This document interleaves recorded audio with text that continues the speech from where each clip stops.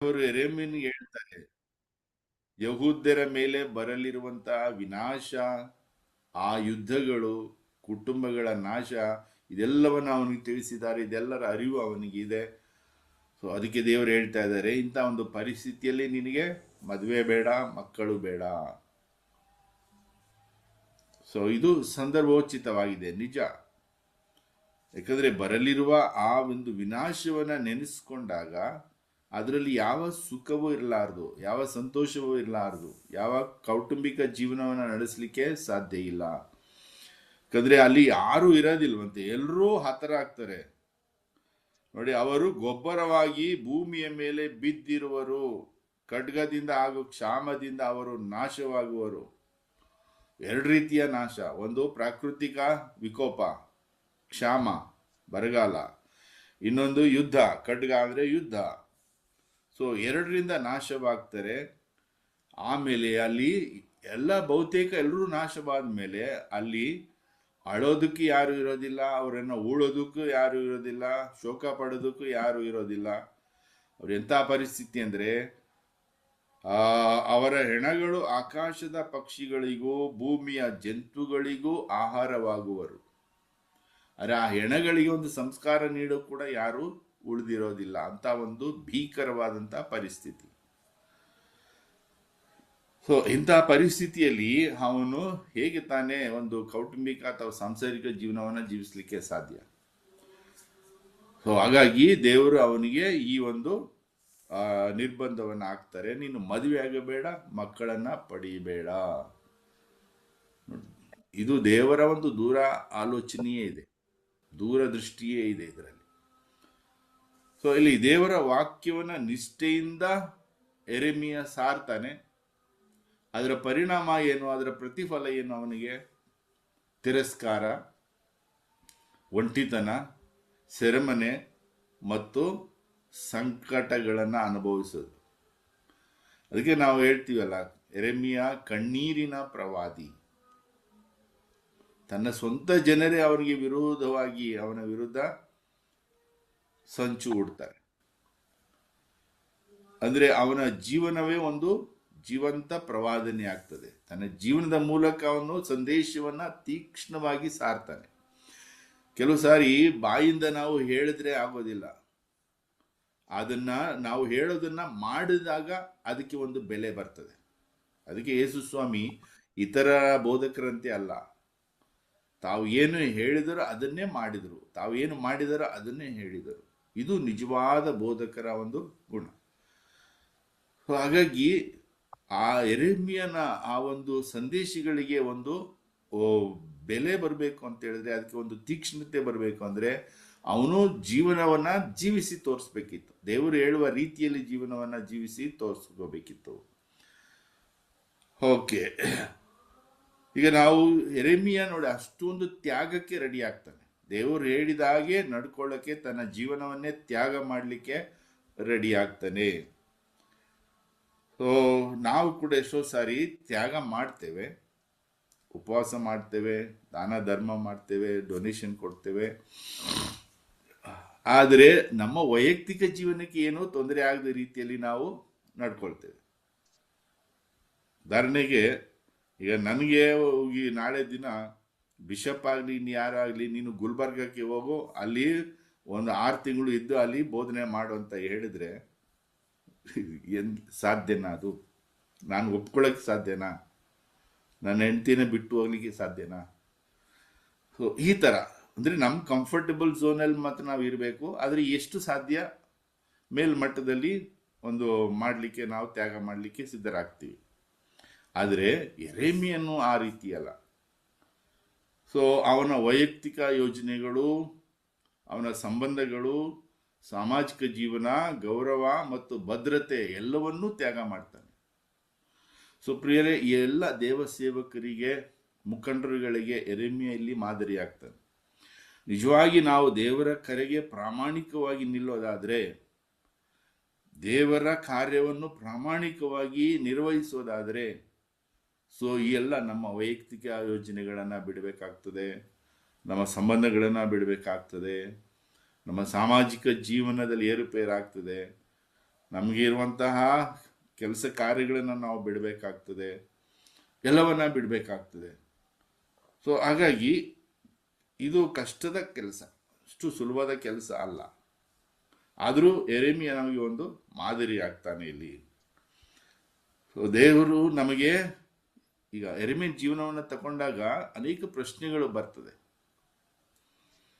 ಈಗ ದೇವರು ನಮ್ಮನ್ನ ಕರೆದಿದ್ದಾರೆ, ನಾವು ದೇವರನ್ನು ಆರಿಸ್ಕೊಂಡಿಲ್ಲ, ಅವರೇ ನಮ್ಮನ್ನು ಆರಿಸ್ಕೊಂಡಿದ್ದಾರೆ. ಸೊ ಕರೆದಾಗ ಏನಾಗ್ತದೆ, ನಮ್ಮ ಸ್ವಂತ ಯೋಜನೆಗಳನ್ನ ಬಿಟ್ಟು ದೇವರ ಯೋಜನೆಗೆ ನಾವು ಹೊಂದಿಕೊಳ್ಬೇಕಾಗ್ತದೆ. ಶಿಷ್ಯರನ್ನ ಯೇಸು ಸ್ವಾಮಿ ಕರೆದಾಗ ಆ ಗಲೀಲಿಯ ಸಮುದ್ರ ತೀರದಲ್ಲಿ ಅವರು ಎಲ್ಲವನ್ನು ಬಿಟ್ಟು ತಕ್ಷಣ ಅವರನ್ನು ಹಿಂಬಾಲಿಸ್ತಾರೆ.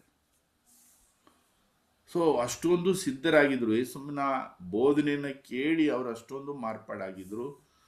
ಸೊ ಅವರು ರೆಡಿ ಇರ್ತಾರೆ, ಎಲ್ಲವನ್ನ ಬಿಟ್ಟು ಹೊರಡಲಿಕ್ಕೆ ಸಿದ್ಧರಾಗಿರ್ತಾರೆ. ಸೊ ಈ ರೀತಿಯ ಒಂದು ಬದ್ಧತೆ ನಮಗೆ ಇದೆಯಾ? ನಾವು ಎರಡಕ್ಕೂ ಬ್ಯಾಲೆನ್ಸ್ ಮಾಡ್ತೀವಿ, ನಮ್ಮ ವೈಯಕ್ತಿಕ ಜೀವನ ಮತ್ತು ಸೇವಾ ಕಾರ್ಯ ಎರಡಕ್ಕೂ ಒಂದು ರೀತಿ ಬ್ಯಾಲೆನ್ಸ್ ಮಾಡ್ತೀವಿ. ಎಷ್ಟೋ ಬಾರಿ ನಮ್ಮ ಜೀವನವನ್ನು ತ್ಯಾಗ ಮಾಡ್ಬೇಕು ಬಂದಾಗ ನೆಪಗಳನ್ನು ಹೇಳ್ತೀವಿ. ಸೊ ಇದೆಲ್ಲ ನಮ್ಮಲ್ಲಿ ಇದೆ. ಸೊ ಹಾಗಾಗಿ ಯೆರೆಮೀಯ ನಮಗೆ ಒಂದು ದೊಡ್ಡ ಉದಾಹರಣೆ, ಮಾದರಿಯಾಗಿ ನಮಗೆ ಇಲ್ಲಿ ಕಾಣ್ತಾನೆ. ಸೊ ಯೆರೆಮೀಯ ತಾನಾಗೆ ಕಷ್ಟವನ್ನ ಹುಡ್ಕೊಂಡೋಗಿ ತ್ಯಾಗ ಮಾಡಬೇಕು ಅಂತ ಮಾಡಿಲ್ಲ. ದೇವರ ಮಾತನ್ನ ಆಲಿಸ್ತಾನೆ, ದೇವರ ವಾಣಿಯನ್ನು ಆಲಿಸ್ತಾನೆ, ದೇವರ ಕರೆಯನ್ನು ಆಲಿಸ್ತಾನೆ, ಮತ್ತು ಅದರಂತೆ ಅವ್ರು ನಡ್ಕೊಳ್ತಾನೆ. ಎಷ್ಟೋ ಸಾರಿ ನಾವು ಕಷ್ಟಗಳನ್ನು ನಾವೇ ತಂದ್ಕೊಳ್ತೀವಿ. ಉದಾಹರಣೆಗೆ ಒಂದು ರೀತಿ ವ್ಯವಸ್ಥಿತವಾದ ಉಪವಾಸ ಮಾಡಲಿಲ್ಲ ಅಂತ ಹೇಳಿದ್ರೆ ಶುಗರ್ ಕಾಯಿಲೆ ಬಂದ್ಬಿಡ್ತು. ಎಷ್ಟೋ ಜನ ಈ ರೀತಿ ಮಾಡ್ಕೊಂಡಿದ್ದಾರೆ. ನಾವು ತುಂಬ ದಾರುಣವಾಗಿ ಉಪವಾಸ ಮಾಡ್ತೀವಿ ಅಂತೇಳಿ ಶುಗರ್ ಕಾಯಿಲೆ ಬರ್ಸ್ಕೊಂಡವರು, ಗ್ಯಾಸ್ಟ್ರಿಕ್ ಬರ್ಸ್ಕೊಂಡವರು ತುಂಬ ಜನ ಇದ್ದಾರೆ. ಸೊ ಈ ರೀತಿ ನಮ್ಮದೇ ಕಾರ್ಯಗಳಿಂದ ನಾವು ಕಷ್ಟಗಳನ್ನು ಹೊತ್ಕೊಳ್ತೀವಿ. ಸೊ ಆದರೆ ಇಲ್ಲಿ ಯೆರೆಮೀಯ ಆ ರೀತಿ ಮಾಡೋದಿಲ್ಲ. ದೇವರನ್ನ ಅವನು ಪಾಲಿಸ್ತಾನೆ, ದೇವರ ನಿಯಮಗಳನ್ನು ಅವನು ಪಾಲಿಸ್ತಾನೆ, ದೇವರ ಸಂದೇಶಗಳನ್ನು ಯಥಾವತ್ತಾಗಿ ಜನರಿಗೆ ತಲುಪುವ ಕಾರ್ಯವನ್ನ ತನ್ನ ಜೀವನದ ಮೂಲಕ ಮಾಡ್ತಾನೆ. ಸೊ ಈ ಕಾರ್ಯದಲ್ಲಿ ಅವನಿಗೆ ಒಂಟಿತನ ಕಾಡ್ತದೆ. ಒಂಟಿತ ಯಾಕಂದ್ರೆ ಮದುವೆ ಇಲ್ಲ, ಮಕ್ಕಳಿಲ್ಲ, ಸಂಸಾರ ಇಲ್ಲ ಅಂದಮೇಲೆ ತನ್ನವರು ಅಂತ ಯಾರು ಇರೋದಿಲ್ಲ. ನಮ್ಮ ಗುರುಗಳೆಲ್ಲ ಹೇಗಿರ್ತಾರೆ ಹಾಗೆ. ಸೊ ತನ್ನವರು ಅಂತ ಯಾರು ಇಲ್ಲದ ಕಾರಣ ಅವನು ಒಂಟಿಯಾಗಿರ್ತಾನೆ. ಸೊ ಇಲ್ಲಿ ದೇವರ ಸೇವೆ ಮಾಡಬೇಕಾದ್ರೆ ಅನೇಕ ಬಾರಿ ನಾವು ಒಂಟಿತನವನ್ನ ಅನುಭವಿಸ್ಬೇಕಾಗ್ತದೆ. ಸೊ ಈ ಕಾರಣಕ್ಕಾಗಿ ಯೆರೆಮೀಯ ಅವನ ಒಂದು ಕಾರ್ಯದ ನಿಮಿತ್ತ ಅವನು ಏನಾಗ್ತಾನೆ, ಅತ್ಯಂತ ಜನಪ್ರಿಯನಾಗಿರಲಿಲ್ಲ, ಜನ ವಿರೋಧಿ ಆಗ್ತಾರೆ. ಅವನನ್ನು ಹೋದ ಕಡೆ ಎಲ್ಲ ವಿರೋಧಿಸುವವರೇ. ಎಲ್ಲಿಗೆ ಹೋಗ್ತಾನೆ ಅಲ್ಲಿ ವಿರೋಧಿಸ್ತಾರೆ, ಮುಖ ತಿರುಗಿಸ್ಕೊಳ್ತಾರೆ, ಚುಚ್ಚು ಮಾತನಾಡ್ತಾರೆ. ಬಂದ ನೋಡಿ ಇವನು ಅನಿಷ್ಟ, ಇವನು ಬಂದ, ಇವನು ಆಡೋದೆಲ್ಲ ಬರೀ ನೆಗೆಟಿವೇ, ಬರೀ ನಿಷೇಧಾತ್ಮಕ ಕಾರ್ಯಗಳನ್ನು ಇವನು ಹೇಳ್ತಾನೆ ಅಂತೇಳಿ ಅವನನ್ನ ತುಚ್ಛೀಕರಿಸುವವರೇ ಆಗಿದ್ರು. ಆದರೂ ಯೆರೆಮೀಯ ಮಾತ್ರ ಸತ್ಯದ ಪರವಾಗಿ ನಿಂತ. ಏನೇ ವಿರೋಧ ಬಂದ್ರೂ ಅವನು ಬೆಚ್ಚಲಿಲ್ಲ, ಬೆದರಲಿಲ್ಲ, ಅಲುಗಾಡಲಿಲ್ಲ. ಅನೇಕ ಬಾರಿ ಹೊಡೆತ ತಿಂದ್ರೂ, ಸೆರೆಮನೆಯ ಅನುಭವಿಸಿದ್ರೂ ಕೂಡ ಅವನು ದೇವರಿಗೆ ನಿಷ್ಠರಾಗಿದ್ದ. ಈ ಜೀವನವನ್ನು ನೋಡುವಾಗ ನಮ್ಮದು ಒಂದು ಸ್ವಲ್ಪ ನಾವು ಅವಲೋಕನೆ ಮಾಡ್ಕೊಳ್ಬೇಕಾಗ್ತದೆ. ನಮ್ಮ ಜೀವನ ನಾವು ಎಷ್ಟರ ಮಟ್ಟಿಗೆ ನಾವು ಮುಖಂಡರಂತಿದ್ದೇವೆ, ಅನೇಕ ವರ್ಷಗಳಿಂದ ಈ ನವೀಕರಣದಲ್ಲಿ ಇದ್ದೇವೆ, ಆದರೆ ನಾವು ದೇವರ ಈ ಕರೆಗೆ ಎಷ್ಟು ನಿಷ್ಠರಾಗಿದ್ದೇವೆ. ಈ ಮರಿಯನ್ ಪ್ರಾರ್ಥನೆ ತಂಡ ದೇವರು ಕೊಟ್ಟು ಒಂದು ಅಮೂಲ್ಯ ಕೊಡುಗೆ. ಈ ಒಂದು ಪ್ರಾರ್ಥನೆಗೆ ನಾವು ಎಷ್ಟೊಂದು ನಿಷ್ಠರಾಗಿದ್ದೇವೆ, ನಮ್ಮನ್ನೇ ನಾವು ಕೇಳ್ಕೊಳ್ಬೇಕಾದಂಥ ಒಂದು ಪ್ರಶ್ನೆ ಇದು. ಸೊ ಇಲ್ಲಿ ಆಶ್ಚರ್ಯ ಏನಪ್ಪಾ ಅಂತ ಹೇಳಿದ್ರೆ, ಯೆರೆಮೀಯ 27ರಲ್ಲಿ ಯೆರೆಮೀಯ ತನ್ನ ಆಂತರಿಕ ನೋವನ್ನ ಹೇಳ್ಕೊಳ್ತಾನೆ. ಅಂದ್ರೆ ತ್ಯಾಗ ಮಾಡೋದು, ದೇವರ ಚಿತ್ತಕ್ಕೆ ಅನುಸಾರವಾಗಿ ನಡೆಯೋದು ಅಂತ ಹೇಳಿದ್ರೆ, ಸೊ ನಮ್ಮ ನೋವುಗಳನ್ನ ಮುಚ್ಚಿಟ್ಕೊಳ್ಳೋದು ಅಂತ ಅಲ್ಲ, ಅದನ್ನ ದೇವರ ಮುಂದೆ ಅವನು ಓಪನ್ ಆಗಿ ಹೇಳ್ತಾನೆ. ಓಪನ್ ಆಗಿ, ಅಂದರೆ ಅದು ಒಂದು ರೀತಿಯ ಒಂದು ಸಂಬಂಧ, ದೇವರ ಮತ್ತು ದೇವಸೇವಕರ ನಡುವೆ, ಶಿಷ್ಯರ ನಡುವೆ ಇರುವಂಥ ಒಂದು ಸಂಬಂಧ, ಅಷ್ಟು ಒಂದು ಗಾಢವಾದ ಒಂದು ಸಂಬಂಧ. ಅವನು ಮುಚ್ಚಿ ಮರೆಯದೆ ದೇವರ ಹತ್ರ ಎಲ್ಲವನ್ನ ಹೇಳ್ಕೊಳ್ತಾನೆ. 27ರಲ್ಲಿ ನಿನ್ನೆ ಆಡ್ಸನ್ ಬ್ರದರ್ ಎಲ್ಲ ನಮ್ಗೆ ಹೇಳ್ಕೊಟ್ಟಿದ್ದಾರೆ. ಸರ್ವೇಶ್ವರ, ನೀವು ನನ್ನನ್ನು ಮರಳಾಗಿಸಿದಿರಿ, ನಾನು ಮರಳಾದೆ. ನೀವು ನನ್ನನ್ನು ಗೆದ್ದು ಬಿಟ್ಟಿರಿ, ನೀವು ನನಗಿಂತ ಬಲಿಷ್ಠರಲ್ಲವೇ. ಸೊ ಇದರ ಮೂಲಕ ಅವನು ತನ್ನ ಹೃದಯವನ್ನ ದೇವರ ಮುಂದೆ ಬಿಚ್ಚಿಡ್ತಾನೆ, ತನ್ನ ಫೀಲಿಂಗ್ಸನ್ನು ದೇವರ ಮುಂದೆ ಬಿಚ್ಚಿಡ್ತಾನೆ. ಸೊ ಹಾಗಾಗಿ ಇದು ಒಂದು ಗಾಢವಾದ ಸಂಬಂಧವನ್ನು ಸೂಚಿಸ್ತದೆ. ಸೊ ಪ್ರಿಯರೇ, ಅದೇ ರೀತಿ ನಾವು ಕೂಡ ದೇವರೊಂದಿಗೆ ನಮ್ಮ ವೈಯಕ್ತಿಕ ಪ್ರಾರ್ಥನೆ ಮೂಲಕ ಅಲ್ಲಿ ನಾವು ಏನು ಬೇಕಾದರೂ ದೇವರ ಹತ್ರ ಮಾತನಾಡ್ಬೋದು, ಏನು ಬೇಕಾದರೂ ದೇವರ ಹತ್ರ ನಾವು ಮಾತನಾಡ್ಬೋದು. ದೇವರು ಕೋಪಿಸ್ಕೊಳ್ಳೋದಿಲ್ಲ, ದೇವರು ಅದನ್ನು ಆಲಿಸ್ತಾರೆ. ಓಕೆ. ಸೊ ಎಷ್ಟೋ ಬ್ರದರ್, ಜಾಯ್ ಬ್ರದರ್ ನಮ್ಗೆ ಹೇಳ್ತಾರೆ, ನಾವು ಪವಿತ್ರಾತ್ಮರೊಡನೆ ನಾವು ನಮ್ಮ ಸ್ನೇಹಿತರೊಂದಿಗೆ ಹೇಗೆ ಮಾತನಾಡಬೇಕು ಅದೇ ರೀತಿ ನಾವು ಮಾತನಾಡಬೇಕು ಅಂತೇಳಿ ಅವ್ರನ್ನ ನಾವು ಇನ್ವೈಟ್ ಮಾಡಬೇಕು. ಪ್ರತಿಯೊಂದು ಕ್ಷಣದಲ್ಲಿಯೂ ಸಮಯದಲ್ಲಿ ಅವ್ರನ್ನ ನಾವು ಕರಿಬೇಕು, ನಮ್ಮ ಜೊತೆಗೆ ಬನ್ನಿ, ನಮ್ಮ ಜೊತೆ ಇರಿ ಅನ್ನೋ ರೀತಿಯಲ್ಲಿ. ಸೊ ಇದು ಒಂದು ಗಾಢವಾದ ಸಂಬಂಧವನ್ನು ಸೂಚಿಸ್ತದೆ. ಸೊ ಹಾಗಾಗಿ ನಾವು ಕ್ರೈಸ್ತರಾಗಿ ಎರೆಮೀನಿಂದ ಕಲಿಬೇಕಾದಂಥ ಪಾಠಗಳು ಅಂತ ಹೇಳಿದ್ರೆ, ದೇವರಿಗಾಗಿ ನಾವು ಯಾವುದನ್ನು ತ್ಯಜಿಸಲು ಸಿದ್ಧರಿದ್ದೇವೆ, ಯಾವುದನ್ನ ತ್ಯಾಗ ಮಾಡಲು ನಾವು ಸಿದ್ಧರಿದ್ದೇವೆ. ನಮ್ಮ ಆರಾಮಕ್ಕಿಂತ ದೈವ ಕರೆಯನ್ನು ನಾವು ಮುಖ್ಯ ಎಂದು ಪರಿಗಣಿಸ್ತೀವ, ಇಲ್ಲ ಅದು ನಮ್ಮ ದೈನಂದಿನ ಜೀವನಕ್ಕೆ ತೊಂದರೆ ಆಗ್ತದೆ ಅಂತ ನಾವು ಅದನ್ನ ಕಾಂಪ್ರಮೈಸ್ ಮಾಡ್ಕೊಳ್ತೀವ. ಜನರು ತಪ್ಪಾಗಿ ನಮ್ಮನ್ನ ನೋಡಿದ್ರು, ತಪ್ಪಾಗಿ ನಮ್ಮನ್ನ ಅರ್ಥೈಸ್ಕೊಂಡ್ರು, ನಮ್ಮನ್ನು ದೂರಿದ್ರು ಕೂಡ ಅದನ್ನೆಲ್ಲ ಮರೆತು ನಾವು ಮಾಡುವುದು ದೇವರ ಕೆಲಸ, ಮನುಷ್ಯರ ಕೆಲಸ ಅಲ್ಲ ಅಂತ ಒಂದು ಪ್ರೌಢಿಮೆಯನ್ನು ನಾವು ನಮ್ಮ ಮನಸ್ಸಿನಲ್ಲಿ ಇಟ್ಕೊಂಡಿದ್ದೇವೆ. ಸೊ ನಮ್ಮ ಮಾತುಗಳ ಮೂಲಕ ಮಾತ್ರ ಅಲ್ಲ, ನಮ್ಮ ಬೋಧನೆ ಮೂಲಕ ಮಾತ್ರ ಅಲ್ಲ, ನಮ್ಮ ಜೀವಿತದ ಮೂಲಕ ನಾವು ಕ್ರಿಸ್ತನಿಗೆ ಸಾಕ್ಷಿಗಳಾಗಿ ಜೀವಿಸ್ತಾ ಇದ್ದೇವ.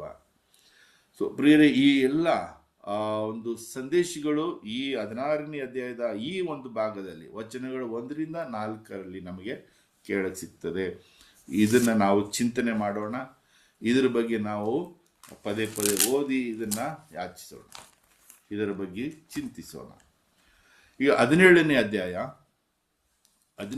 ಅಧ್ಯಾಯದಲ್ಲಿ ಯೆರೆಮೀಯ 17 ಜುದೇಯ ಶಾಪ ಮತ್ತು ಪ್ರಾಯಶ್ಚಿತ್ತ, ಮುತ್ತಿನಂಥ ಕೆಲವು ಮಾತುಗಳು, ಯೆರೆಮೀಯನ ವಿಜ್ಞಾಪನೆ, ಸಬ್ಬತ್ ದಿನಾಚರಣೆ, ಸೊ ಮುಂತಾದ ವಿಚಾರಗಳನ್ನು ಇಲ್ಲಿ ತಿಳಿಸಲಾಗಿದೆ. ಸೊ ಇದೆಲ್ಲವನ್ನು ನಾವು ಈಗಾಗಲೇ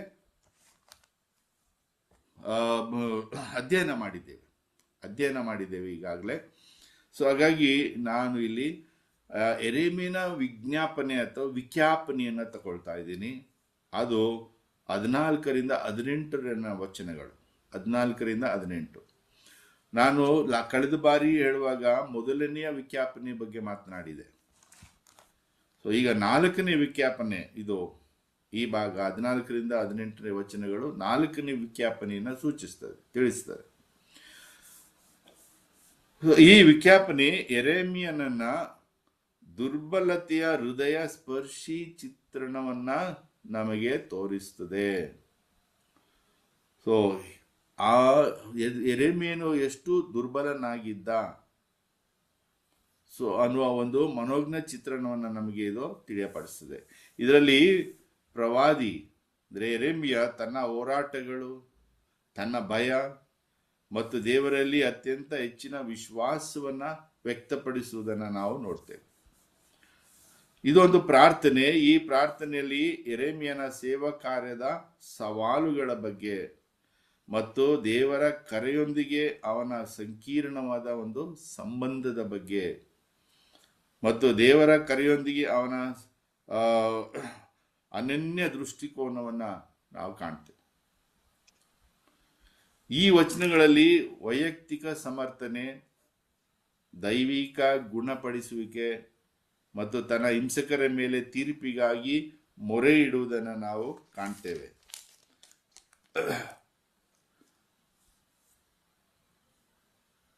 ಸೊ ಅಲ್ಲಿ 18ರ ವಚನ ತನಕ ನಾವು ಇಲ್ಲಿ ನೋಡ್ಬೇಕು.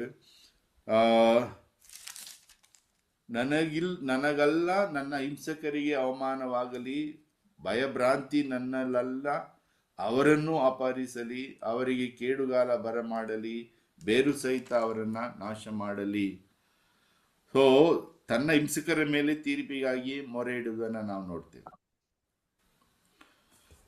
ಜೂದಾದ ಅಂದ್ರೆ ಯಹೂದ್ಯರ ನಿರಂತರ ವಿಗ್ರಹಾರಾಧನೆ ಮತ್ತು ಅವರ ನೈತಿಕ ಭ್ರಷ್ಟಾಚಾರ ಸನ್ನಿಹಿತವಾಗುವ ಅಂದ್ರೆ ಬರಲಿರುವ ದೇವರ ತೀರ್ಪಿನ ಬಗ್ಗೆ ಅವನ ಸಂದೇಶಗಳು ಎಚ್ಚರಿಕೆ ನೀಡ್ತಾ ಇದ್ವು ಜನರಿಗೆ.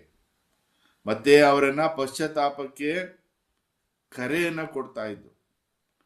ಮತ್ತೆ ದೇವರ ತೀರ್ಪಿನ ಭಾಗವಾಗಿ ಇವರೆಲ್ಲರೂ ಬ್ಯಾಬಿಲೋನಿನ ಕೈವಶವಾಗ್ತಾರೆ, ಬ್ಯಾಬಿಲೋನಿಗೆ ಗಡಿಪಾರ ಆಗ್ತಾರೆ. ಸೊ ಅನ್ನುವ ವಿಚಾರಗಳನ್ನ ಅವನು ತಿಳಿಸ್ತಾ ಇದ್ದ.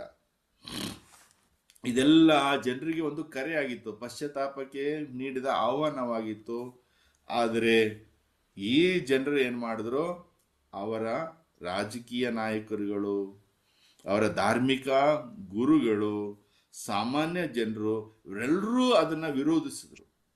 ಯಾಕಂದ್ರೆ ಅವರಿಗೆ ಈ ಸುಳ್ಳು ಪ್ರವಾದಿಗಳ ಒಂದು ಬಲ ಇತ್ತು.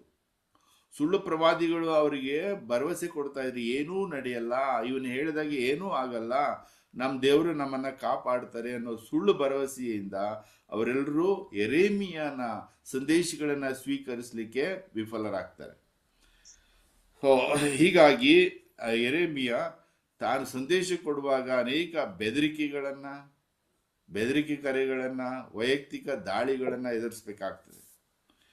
ಸೊ ಯೆರೆಮೀಯ ಇಂತಹ ಸಂಕಟಗಳ ನಡುವೆಯೂ ತನ್ನ ವಿಶ್ವಾಸವನ್ನ ಅವನು ಪ್ರಕಟಪಡಿಸ್ತಾನೆ. ಹೇ ಸರ್ವೇಶ್ವರ, ನನ್ನನ್ನು ಸ್ವಸ್ಥಪಡಿಸಿರಿ, ನಾನು ಸ್ವಸ್ಥನಾಗುವೆನು. ಸೊ ಅದು ಅವನ ವಿಶ್ವಾಸ, ದೃಢವಾದ ವಿಶ್ವಾಸ. ಹೀಬ್ರೂ ಭಾಷೆಯಲ್ಲಿ ಇದಕ್ಕೆ ರಾಫಾ ಅನ್ನುವ ಪದವನ್ನ ಬಳಸಿದ್ದಾರೆ. ರಾಫಾ ಅಂದ್ರೆ ಗುಣಪಡಿಸುವುದು ಅಥವಾ ಸ್ವಸ್ಥಪಡಿಸುವುದಂತ.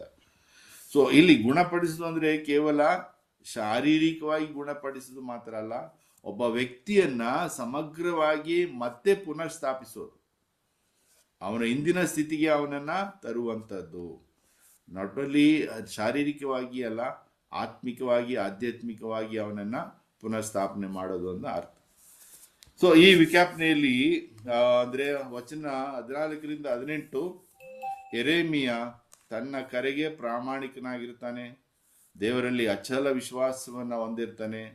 ಏನೇ ನಿಂದೆ, ಅವಮಾನಗಳು, ಹಿಂಸೆಗಳು ಅನುಭವಿಸಿದು ಬಂದರೂ ಸೇವಾ ಕಾರ್ಯಕ್ಕೆ ಬದ್ಧನಾಗಿರ್ತಾನೆ. ಸೊ ಇದು ಇಂದಿನ ಸುವಾರ್ಥ ಪ್ರಚಾರಕರಿಗೆ ಒಂದು ಭರವಸೆ ಆಗಿರ್ತದೆ. ಸೊ ಯೆರೆಮೀಯನಂತ ಒಂದು ಬದ್ಧತೆ ನಿಷ್ಠೆ ನಮಗೂ ಕೂಡ ಇರಬೇಕು ಅನ್ನೋದು. ಸೊ ಇಲ್ಲಿ ಅನೇಕ ಅವಮಾನಗಳನ್ನ, ಹತಾಶೆಗಳನ್ನ ಅನುಭವಿಸಿದ್ರು ಅದನ್ನೆಲ್ಲ ಅವನು ದೇವರ ಬಳಿ ಪ್ರಾರ್ಥನೆ ಮೂಲಕ ನಿವೇದಿಸಿಕೊಳ್ತಾನೆ. ಜನರಿಗೆ ಅವನು ಯಾವ ನೆಗೆಟಿವ್ ಹೇಳೋದಿಲ್ಲ. ದೇವರ ಸಂದೇಶವನ್ನ ಮಾತ್ರ, ಅದು ಎಷ್ಟೇ ಕಹಿಯಾಗಿದ್ರು ಅದನ್ನ ಹೋಗಿ ನೇರವಾಗಿ ಹೇಳ್ತಾನೆ. ಆದರೆ ತನ್ನ ಸ್ವಂತ ನೋವುಗಳನ್ನ ಅವನು ಜನರ ಬಳಿ ಹೇಳಲ್ಲ, ದೇವರ ಬಳಿ ಹೇಳ್ಕೊಳ್ತಾನೆ. Praise the lord. ಸೊ ಇದೇ ಈ ಒಂದು ವಿಜ್ಞಾಪನೆ ನಮಗೆ ದೇವರಿಗೆ ಸದಾ ನಾವು ಸಮಗ್ರವಾಗಿ ವಿಧೇಯರಾಗಿರಬೇಕು. ಮತ್ತೆ ದೇವರಿಗೆ ನಮ್ಮನ್ನು ಕಾಪಾಡುವ, ನಮ್ಮನ್ನು ಸಂರಕ್ಷಿಸುವ, ನಮ್ಮನ್ನು ಸ್ವಸ್ಥಪಡಿಸುವ ಎಲ್ಲ ಶಕ್ತಿ ಅವರಲ್ಲಿ ಇದೆ ಅನ್ನೋ ದೃಢ ವಿಶ್ವಾಸವನ್ನು ನಮಗೆ ಹೆಚ್ಚಿಸ್ತದೆ. ಸೊ ಇನ್ನೊಂದು 11ನೇ ವಚನ, 17ನೇ ಅಧ್ಯಾಯ 11ನೇ ವಚನ, ಅದು ಇವತ್ತಿನ ಪ್ರಪಂಚಕ್ಕೆ ಒಂದು ದೊಡ್ಡ ಮುಖ್ಯವಾದ ಸಂದೇಶವನ್ನ ಕೊಡ್ತಾ ಇದೆ. ನೋಡಿ, ಅನ್ಯಾಯವಾಗಿ ಆಸ್ತಿ ಪಾಸ್ತಿಗಳನ್ನು ಗಳಿಸಿಕೊಳ್ಳುವ ಮಾನವ ತನ್ನದಲ್ಲದ ಮರಿಗಳನ್ನು ಕೂಡಿಸಿಕೊಳ್ಳುವ ಕೌಜುಗ ಹಕ್ಕಿಗೆ ಸಮಾನ. ಅಂದ್ರೆ ಇವತ್ತು ನಾವು ಎಲ್ಲೆಡೆ ನೋಡ್ತಾ ಇದ್ದೇವೆ, ನಮ್ಮ ಸಮಾಜದಲ್ಲಿ, ಲೋಕದಲ್ಲಿ ಏನೆಲ್ಲ ಕಾಣ್ತಾ ಇದ್ದೇವೆ ನಾವು. ಲಂಚ, ಭ್ರಷ್ಟಾಚಾರ, ಮೋಸ, ವಂಚನೆ, ತೆರಿಗೆಯನ್ನ ತಪ್ಪಿಸೋದು, ಜನರನ್ನ ಶೋಷಿಸುವುದು, ಸ್ಕ್ಯಾಮ್ಗಳನ್ನ ಮಾಡೋದು, ಹನಿ ಟ್ರ್ಯಾಪ್ಗಳನ್ನ ಮಾಡೋದು, ಇದೆಲ್ಲ ಏನಕ್ಕೆ? ಹಣವನ್ನು ಸಂಪಾದನೆ ಮಾಡೋದಕ್ಕೆ. ಹಣವನ್ನು ಸಂಪಾದನೆ ಮಾಡುವ ಮಾರ್ಗಗಳಿವು. ಇದೇ ಮಾರ್ಗಗಳನ್ನ ಹೆಚ್ಚಿನ ಜನರು ಇವತ್ತು ಅನುಸರಿಸ್ತಾ ಇದ್ದಾರೆ. ಹೋ ಇಂತಹ ಸಂಪತ್ತು ನಮಗೆ ಸ್ವಲ್ಪ ಕಾಲ ಮಾತ್ರ ಸುಖ ನೀಡಬಹುದು, ಆದರೆ ನಿಜವಾದ ಶಾಂತಿ ಭದ್ರತೆನ ಅದು ನಮಗೆ ಕೊಡೋದಿಲ್ಲ. ಇದು ಸತ್ಯ, ಇದು ವಾಸ್ತವ. ಆದರೂ ಇದನ್ನ ಅರಿಯದೆ ಜನರು ಏನ್ ಮಾಡ್ತಾ ಇದ್ದಾರೆ, ಹಣ ಸಂಪಾದನೆ ಮಾಡೋದರಲ್ಲಿ ಅದು ಏನು ದಿಢೀರಂತ ಶ್ರೀಮಂತರಾಗಬೇಕು. ಸೊ ಅದಕ್ಕೋಸ್ಕರ ಯಾವುದೇ ಕಾರ್ಯ ಮಾಡಲಿಕ್ಕೂ, ಕೊಲೆ ದರೋಡೆ ಮಾಡಲಿಕ್ಕೂ, ಕಳ್ಳತನ ಮಾಡಲಿಕ್ಕೂ ಸಿದ್ಧರಿದ್ದಾರೆ. ಸೊ ಲೋಕದಲ್ಲಿ ಹಣ, ಮನೆ, ಆಸ್ತಿ, ಸ್ಥಾನಮಾನ ಇವುಗಳನ್ನ ಯಶಸ್ಸು ಅಂತ ಅಳೆಯಲಾಗ್ತದೆ, ಯಶಸ್ಸನ್ನ ಈ ಮೂಲಕ ಅಳೆಯಲಾಗ್ತದೆ. ಆದರೆ ದೇವರ ದೃಷ್ಟಿ ಸಂಪತ್ತಿನ ಪ್ರಮಾಣಕ್ಕಿಂತ ಅದನ್ನು ಗಳಿಸಿದ ರೀತಿ ಮುಖ್ಯ. ಇದು ದೇವರನ್ನ ನೋಡ್ತಾರೆ. ನೀನು ಎಷ್ಟು ಸಂಪನ್ಮೂಲ ವ್ಯಕ್ತಿ ಅಂದರೆ ಶ್ರೀಮಂತ ವ್ಯಕ್ತಿ ಆಗಿದೆಯಾ ಅನ್ನೋದು ನೋಡೋದಿಲ್ಲ, ಈ ಶ್ರೀಮಂತೆ ನಿನ್ಗೆ ಹೇಗೆ ಬಂತು ಅನ್ನೋದನ್ನು ನೋಡ್ತಾರೆ. ಸೊ ಹಾಗಾಗಿ ಪ್ರಾಮಾಣಿಕತೆ, ನೀತಿ ಮತ್ತು ದೇವರ ಮೇಲಿನ ವಿಶ್ವಾಸ ಇವು ಶಾಶ್ವತವಾದ ಮೌಲ್ಯಗಳು. ಇದನ್ನ ನಾವು ಆಧರಿಸಬೇಕೇ ವಿನಃ ಬೇರೆ ಯಾವುದನ್ನು ನಾವು ಲೋಕದ ಆಸ್ತಿ ಪಾಸ್ತಿಗಳನ್ನ ನೋಡಬಾರ್ದು. ಲೂಕನ ಶುಭ ಸಂದೇಶ 12:30 ಯೇಸು ಸ್ವಾಮಿ ಬಹಳ ಸ್ಪಷ್ಟವಾಗಿ ಹೇಳ್ತಾರೆ. ಲೂಕ 12:32,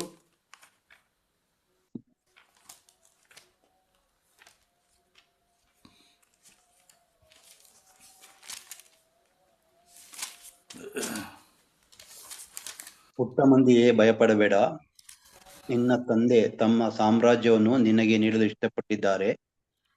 ನಿಮ್ಮ ಆಸ್ತಿಪಾಸ್ತಿಗಳನ್ನು ಮಾರಿ ದಾನ ಧರ್ಮ ಮಾಡಿರಿ, ನಶಿಸದ ಹಣಚೀಲಗಳನ್ನು ಗಳಿಸಿಕೊಳ್ಳಿರಿ, ಲಯವಾಗದ ಸಂಪತ್ತನ್ನು ಸ್ವರ್ಗದಲ್ಲಿ ಶೇಖರಿಸಿಕೊಳ್ಳಿರಿ. ಅಲ್ಲಿ ಅದು ಕಳ್ಳನಿಗೆ ದಕ್ಕುವಂತಿಲ್ಲ, ನುಸಿ ಹಿಡಿದು ನಾಶವಾಗುವಂತಿಲ್ಲ. ನಿಮ್ಮ ನಿಧಿ ಎಲ್ಲಿದೆಯೋ ಅಲ್ಲೇ ಇರುವುದು ನಿಮ್ಮ ಹೃದಯ. Praise the lord. ಸೊ ಯೆರೆಮೀಯನ 17:11 ವಚನ ಇದೇ ಸಂದೇಶವನ್ನ ನಮ್ಗೆ ನೀಡ್ತಾ ಇದೆ. ಯೇಸು ಸ್ವಾಮಿ ಎಲ್ಲಿಯೂ ಯಾವತ್ತೂ ಹಣಕ್ಕೆ ಸಂಪಾದನೆ ಮಾಡಿ ಹಣವನ್ನ ಗಳಿಸ್ಕೊಡಿ ಅಂತ ಯಾವತ್ತೂ ಎಲ್ಲೂ ಹೇಳಿಲ್ಲ. ನಾಳೆ ಚಿಂತೆ ನಿಮಗೆ ಯಾಕೆ, ನಾಳೆ ಏನು ತಿನ್ಬೇಕು, ಏನು ಉಡ್ಬೇಕು ಅನ್ನೋ ಚಿಂತನೆ ಮಾಡಬೇಡಿ ಅಂತ ಯೇಸು ಸ್ವಾಮಿ ಹೇಳಿದ್ದಾರೆ. ಸೊ ಹಾಗಾಗಿ ಯೆರೆಮೀಯನು ಕೂಡ ಇಂಥ ಒಂದು ಸಂದೇಶವನ್ನು ನಮಗೆ ಇದ್ರ ಮೂಲಕ ತಿಳಿಸ್ತಾ ಇದೆ. ಹಾಗೆ ನಾವು 18ನೇ ವಚನವನ್ನ 18ನೇ ಅಧ್ಯಾಯವನ್ನ ನೋಡೋಣ. 18ನೇ ಅಧ್ಯಾಯದಲ್ಲಿ ಏನಿದೆ, ಕುಂಬಾರನ ಸಾಮತಿ. ಸೊ ಇಲ್ಲಿ ನಾನು ಬೇಗ ಮುಗಿಸ್ತೀನಿ. ಸೊ ಇದು ಒಂದು ಉಪಮೆ, ಅಂದ್ರೆ ಅನಾಲಜಿ, ಉಪಮೆ ಅಂತ ಹೇಳ್ತೀವಿ. ಇದ್ರ ಮೂಲಕ ದೇವರು ತನ್ನ ಜನರೊಂದಿಗಿರುವಂತ ಒಂದು ನಿಕಟವಾದ, ಒಂದು ಸುಂದರವಾದ ಸಂಬಂಧವನ್ನ ಅಲ್ಲಿ ವಿವರಿಸ್ತಾರೆ. ಕುಂಬಾರನು ಮಣ್ಣನ್ನ ತನ್ನ ಕೈಲಿ ತೆಗೆದುಕೊಂಡ ಮೇಲೆ ಅದನ್ನ ಮೊದಲೇ ಚೆನ್ನಾಗಿ ಹದ ಮಾಡಿರ್ತಾರೆ. ಹದ ಮಾಡಿ ಇನ್ನು ಅದನ್ನ ಶೇಪ್ ಕೊಡಬೇಕು, ಪಾತ್ರೆಗಳನ್ನಾಗಿ ಮಾಡಬೇಕು. ಸೊ ಆಗ ಕೈಯಲ್ಲಿ ಇರುವಾಗ, ಸೊ ದೇವರ ಕೈಯಲ್ಲಿರುವ ಆ ಯಹೂದ್ಯರು ಎಷ್ಟು ಸುರಕ್ಷಿತರು ಅನ್ನೋದನ್ನ ಈ ಒಂದು ಉಪಮೆ ನಮಗೆ ತಿಳಿಸ್ಕೊಡ್ತದೆ. ನಾವು ಸಹ ದೇವರ ಕೈಯಲ್ಲಿರುವ ಮಣ್ಣಿನಂತೆ ಇದ್ದೇವೆ.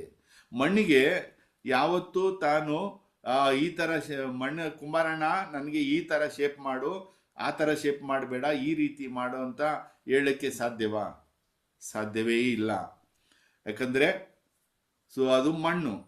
ಸೃಷ್ಟಿಕರ್ತ ದೇವರು ಅಥವಾ ಕುಂಬಾರ ಅವನಿಯ ಮನಸ್ಸಿನಲ್ಲಿದೆ, ಇದನ್ನ ಯಾವ ರೀತಿ ಪಾತ್ರೆ ಮಾಡಬೇಕು, ಅದಕ್ಕೆ ಯಾವ ರೀತಿ ರೂಪ ಕೊಡಬೇಕು, ಅದನ್ನ ಯಾವ ಉದ್ದೇಶಕ್ಕೆ ಬಳಸಬೇಕು ಅನ್ನೋದೆಲ್ಲ ಕುಂಬಾರನೇ ಅಂದ್ರೆ ದೇವರಿಗೆ ತಿಳಿದಿದೆ. ಸೊ ಇವತ್ತಿನ ಪಾಠದಲ್ಲಿ ನಾವು ಅಂದ್ರೆ ಈ ಒಂದು ಉಪಮೆಯಲ್ಲಿ ನಾವು ಕಲಿಬೇಕಾದ್ದೇನು, ನಮ್ಮ ಜೀವನವನ್ನ ನಾವು ನಿಯಂತ್ರಿಸಕ್ಕೆ ಸಾಧ್ಯ ಇಲ್ಲ. ಸೊ ದೇವರೇ ನಮ್ಮನ್ನ ನಿಯಂತ್ರಿಸಬೇಕು. ದೇವರು ನಮ್ಮ ಸೃಷ್ಟಿಕರ್ತ, ದೇವರು ನಮ್ಮನ್ನ ಒಂದು ಉದ್ದೇಶಕ್ಕಾಗಿ, ಒಂದು ಪರ್ಪಸ್ಗಾಗಿ ನಮ್ಮನ್ನ ಅವರು ಸೃಷ್ಟಿ ಮಾಡಿದ್ದಾರೆ. ಅದಕ್ಕೆ ನಾವು ಬಿಟ್ಕೊಡ್ಬೇಕು. ಹೌದು, ನಮ್ಮ ಜೀವಿತದಲ್ಲಿ ಏನೇ ತಪ್ಪು ಬಂದ್ರೂ, ಏನೇ ಪಾಪ ಮಾಡಿದ್ರು ನಾವು ದೇವರ ಕೈಯಲ್ಲಿ ಇದ್ದೇವೆ.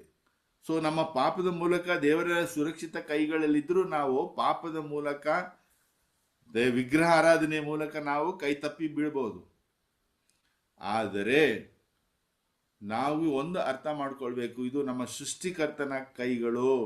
ಏನೇ ಪಾಪ ಮಾಡಿದ್ರು ಅದಕ್ಕೆ ಪಶ್ಚಾತ್ತಾಪ ಪಟ್ಟು ಪ್ರಾರ್ಥನೆ ಮೂಲಕ ದೇವರೊಂದಿಗೆ ಇರೋದಾದ್ರೆ ದೇವರು ನಮ್ಮ ಜೀವನವನ್ನ ನವೀಕರಿಸ್ತಾರೆ, ಒಂದು ಹೊಸ ರೂಪ ಕೊಡ್ತಾರೆ, ಒಂದು ಹೊಸ ಉದ್ದೇಶವನ್ನ ನಮಗೆ ಅಲ್ಲಿ ಕೊಡ್ತಾರೆ. ಸೊ ಕುಮಾರ ಯಾವ ರೀತಿ ಮಣ್ಣನ್ನ ಒತ್ತಿ ಗಾಳಿಯನ್ನ ತಿರುಗಿಸಿ ಅದಕ್ಕೆ ಶೇಪ್ ಕೊಡ್ತಾರೋ, ಸೊ ಅದೇ ರೀತಿ ಅದು ನಮಗೆ ಒಂದು ರೂಪ ಕಷ್ಟ ಆಗ್ಬೋದು ಎಷ್ಟೋ ಸಾರಿ. ಅಂದರೆ ಮಣ್ಣಿಗೆ ನೋವಾಗೋದಿಲ್ಲ, ಆದರೆ ನಾವು ಮಣ್ಣಿನಂತೆ ಇರೋದ್ರಿಂದ, ನಾವು ಮನುಷ್ಯರಾದ್ರಿಂದ ನಮಗೆ ದೇವರು ನಮಗೆ ಒಂದು ಶೇಪನ್ನು ಕೊಡುವಾಗ, ಸೊ ಅದಕ್ಕೆ ಒಂದು ಆಕಾರವನ್ನು ಕೊಡುವಾಗ ಸಣ್ಣ ಪುಟ್ಟ ವೇದನೆಗಳು ಸಹನೆಗಳು ಎಲ್ಲ ಬರ್ಬೋದು. ಆದ್ರೂ ನಾವು ಕೊನೆಗೆ ನಾವು ದೇವರ ಕೈಯಲ್ಲಿದ್ದೇವೆ.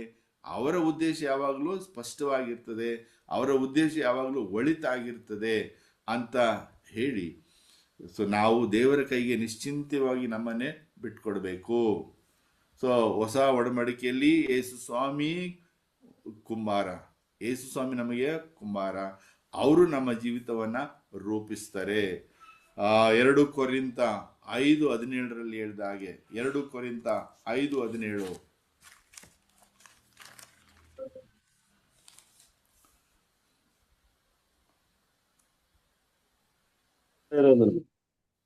ಹಾ 5:17. ಯಾರಾದರೂ ಯೇಸು ಕ್ರಿಸ್ತರೊಡನೆ ಒಂದಾದರೆ ಅವನು ನೂತನ ಸೃಷ್ಟಿಯಾಗುತ್ತಾನೆ, ಹಳೆಯದೆಲ್ಲ ಹೊಸದಿದು ಜನ್ಮ ತಳೆದಿದೆ. ಹೌದು, ಯಾವಾಗ ನಮ್ಮನ್ನೇ ನಾವು ಯೇಸು ಸ್ವಾಮಿಯ ಕೈಗೆ ಒಪ್ಪಿಸ್ಕೊಡ್ತೇವೆ, ಸೊ ಅಲ್ಲಿ ನಮ್ಮ ಹೊಸತನ, ಹೊಸ ಜೀವನ ಪ್ರಾರಂಭವಾಗ್ತದೆ. ಈ ಸತ್ಯವನ್ನ ನಾವು ಮರಿಬಾರದು. ಈ ಸತ್ಯವನ್ನ ನಾವು ಸದಾ ನೆನಪಿಸ್ಕೊಂಡು ನಾವು ನಮ್ಮನ್ನೇ ದೇವರಿಗೆ ಸಂಪೂರ್ಣವಾಗಿ ಸಮರ್ಪಿಸಿ ಕೊಡೋಣ ಅಂತ ಹೇಳ್ತಾ ಮುಗಿಸ್ತೇನೆ. ಜಾಯ್ ಬ್ರದರ್ ನಾನು ಇನ್ವೈಟ್ ಮಾಡ್ತೇನೆ. Sir please take out. Thank you sir. ಪ್ರಿಯರೇ, ಈ 3 ಅಧ್ಯಾಯಗಳು ಕೆಜೆ ಸರ್ ಚೆನ್ನಾಗಿ ನಮ್ಗೆ ಎಕ್ಸ್ಪ್ಲೈನ್ ಮಾಡಿ ಕೊಟ್ಟಿದ್ದಾರೆ. ಆಕ್ಚುಲಿ 19ನೇ ಅಧ್ಯಾಯ 18ನೇ ಅಧ್ಯಾಯದ ಒಂದು ಕಂಟಿನ್ಯೂಷನ್ ತರ ಬರುತ್ತೆ. ಈ ಮಾತ್ರವಲ್ಲ 18, 19, 20 ನಾವು ನೋಡುವಾಗ ನಿಜವಾದ ಪ್ರವಾದನೆ ಏನು ಎಂಬುದನ್ನು ನಾವು ಕಲಿಯಲು ಸಾಧ್ಯ ಇದೆ. ಪ್ರಿಯರೇ, ಈ 19ನೇ ಅಧ್ಯಾಯದಲ್ಲಿ ನಾವು ಮತ್ತೆ ನೋಡೋದೇನು, ಇದು ಪುನಃ ಆ ಒಂದು ಮಣ್ಣಿನ ಮಡಿಕೆ. ಈ ಮಣ್ಣಿನ ಮಡಿಕೆ, ಈಗ ನಾವೊಂದು ಪ್ರವಾದನೆ ಅಂತ ಹೇಳುವಾಗ ಪ್ರಿಯರೇ, ದೇವರು ತೋರಿಸುವ ಈ ವಿಷಯ ಇದೆಯಲ್ಲ, ಈಗ ಕೆಜಿ ಸರ್ 16ನೇ ಅಧ್ಯಾಯದಲ್ಲಿ ನೋಡಿದೀನಿ, ಜೆರೆಮಿಯನ ಜೀವನವನ್ನೇ ಪ್ರವಾದನೆಗಾಗಿ ದೇವರು ಉಪಯೋಗಿಸಿದ್ದಾರೆ, ಏಕಾಕಿಯಾಗಿರುವ ಜೀವನ. ಸೊ ಅದೇ ರೀತಿಯಲ್ಲಿ ಒಂದು ಪ್ರವಚನ ಅಂತ ಹೇಳುವಾಗ ಇಂಥದ್ದು ಅಂತಲ್ಲಿ ಕ್ಲಾರಿಟಿಯಾಗಿ ನಮ್ಗೆ ಸಿಗ್ಬೇಕಂದಿಲ್ಲ. ನಾವು ತುಂಬಾ ಶ್ರದ್ಧೆಯಿಂದ ಪ್ರಾರ್ಥನೆಯಲ್ಲಿದ್ರೆ ಸಾಕು. ಸೊ ದೇವರು ಹೇಳ್ತಾ ಇದ್ದಾರೆ, ನೀನು ಕುಂಬಾರನ ಮನೆಗೆ ಹೋಗಿ ಆ ಒಂದು ಮಣ್ಣಿನ ಮಡಿಕೆಯನ್ನು ನೀವು ತಗೊಂಡ್ ಬಾ. ಓಕೆ, ಬೆಲೆ ಕೊಟ್ಟು ತಗೊಂಡ್ ಬಾ.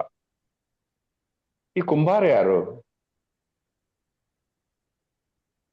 ಕುಂಬಾರ ಎಂದು ಹೇಳುವಾಗ ನೋಡಿ, ಇದೇನೆ ಪ್ರವಾದನೆಯ ಆ ಅರ್ಥಗಳು ನಾವು ಇದೇ ರೀತಿ ಹೋಗ್ಬೇಕು. ಸರ್ವೇಶ್ವರ ಸ್ವಾಮಿ.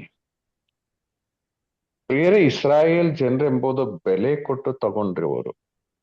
ಯೇಸು ಸ್ವಾಮಿ ದೇವರು ಈಜಿಪ್ತಿನಿಂದ ಕಾನಾನೂರಿಗೆ ಅಗ್ನಿ ಸ್ತಂಭವಾಗಿಯೂ ಮೇಘಸ್ತಂಭವಾಗಿಯೂ ಜೊತೆಗೆ ಸಂಚರಿಸಿ ಅವರಿಗಾಗಿ ನಿಂತು ಅವರನ್ನು ಪಡೆದವರು. ಓಕೆ, ಅದು ಈ ಮಣ್ಣಿನ ಮಡಿಕೆ. ಇನ್ನು ಒಡೆದು ಹೋಗುವ ಒಂದು ಮಣ್ಣಿನ ಮಡಿಕೆ.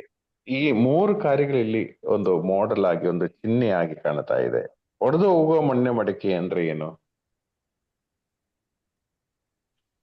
ಇಲ್ಲಿ 12ನೇ ಇದೇ ಅಧ್ಯಾಯದ 10ನೇ ವಾಕ್ಯದಲ್ಲಿ, ಆಗ ನೀನು ನಿನ್ನ ಸಂಗಡ ಬಂದವರ ಕಣ್ಣೆದುರಿಗೆ ಆ ಮಣ್ಣಿನ ಮಡಿಕೆಯನ್ನು ಒಡೆದು ಬಿಟ್ಟು ಅವರಿಗೆ ಹೀಗೆಂದು ನುಡಿ.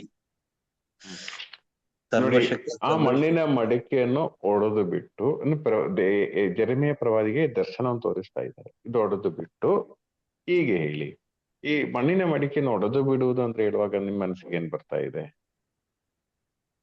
ಮನುಷ್ಯನ್ ಜೀವನ್ ಬಗ್ಗೆ ಏನಾದ್ರು ಹೇಳ್ತಾ ಇದ್ದಾರೆ ಅನ್ಸುತ್ತೆ. ಓಕೆ, ಬೇರೆ ಏನಾದ್ರು? ಸರ್ ಅವ್ನ ಮನಸ್ಥಿತಿ ಹೇಳ್ತಾ ಸರ್ ಅದು. ಓಕೆ, ಸರ್ ಅವರು ನೀವು ಹೇಳಿದ್ರಲ್ಲ, ಅವರು ಯಹೂದಿ ಜನರು ಮಡಕೆ. ಸೊ ಹಾ. ಮಡಕೆ ಒಡೆದಾಗ ಪೀಸ್ ಪೀಸ್ ಆದಂಗೆ ಇವರ ಜೀವನವನ್ನು ಹಾಗೆ ಆಗ್ತದೆ. ಹೌದು ಹೌದು, ಅದಕ್ಕೆ ಕಾರಣಗಳು ನೋಡಿ. ಈ 3ನೇ ವಚನದಿಂದ ಅದನ್ನ ಕಾರಣನು ಹೇಳ್ತಾ ಇದ್ದಾರೆ. ಕಾರಣ ಏನಲ್ಲ, ಅವರು ದೇವರಿಂದ ದೂರ ಹೋಗಿದ್ದಾರೆ, ಅನ್ಯ ದೇವರುಗಳನ್ನು ಆರಾಧಿಸಿದ್ದಾರೆ. ಓಕೆ, ಬಾಲಿಗೆ ಧೂಪವನ್ನು ಅರ್ಪಿಸಿದ್ದಾರೆ, ಸ್ವಂತ ಮಕ್ಕಳನ್ನು ಸಹ ಅವರು ಬಾಲಿಗೆ ಬಲಿ ಅರ್ಪಿಸಿದ್ದಾರೆ, ದೇವರ ಪರಿಶುದ್ಧ ಆ ಒಂದು ಸ್ಥಳವನ್ನು, ದೇವಾಲಯವನ್ನು ಹಾಳು ಮಾಡಿದ್ದಾರೆ.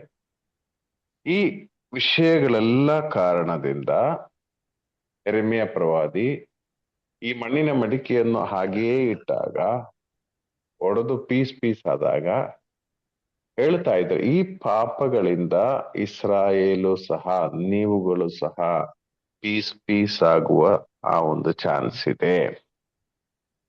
ಓಕೆ, ಸೊ ಪ್ರಿಯರೇ, ಏನಾಗುತ್ತೆ, ಯೆರೆಮೀಯ ಪ್ರವಾದಿ ಸ್ಟ್ರೈಟ್ ಫಾರ್ವರ್ಡ್ ಆಗಿ ಈ ತರ ಹೇಳುವಾಗ ಹೇಗಾಗುತ್ತೆ? ಅವ್ರು ಯಾರು ಅದನ್ನ ಹೇಗಾಗುತ್ತೆ? ಸ್ವೀಕಾರ ಮಾಡ್ತಾರೆ? ಸ್ವೀಕರಿಸೋದು ಬಿಡಿ, ಸಿಟ್ಟು ಇವನೊಂದು ಬರ್ತದೆ, ಕೋಪ ಬರ್ತದೆ. ಕೋಪ ಬರುತ್ತೆ. ಇವನ್ ಯಾರು ನಮ್ಗೆ ಮಾತಾಡಕ್ಕೆ? ಇವನನ್ನು ಇಲ್ಲದಂತೆ ಮಾಡಕ್ಕೆ ಅವರು ಪ್ರಯತ್ನ ಪಡ್ತಾರೆ. ಈ ಯೆರೆಮೀಯನ ಜೀವನವೇ ಈ ತರನಾಗಿದೆ.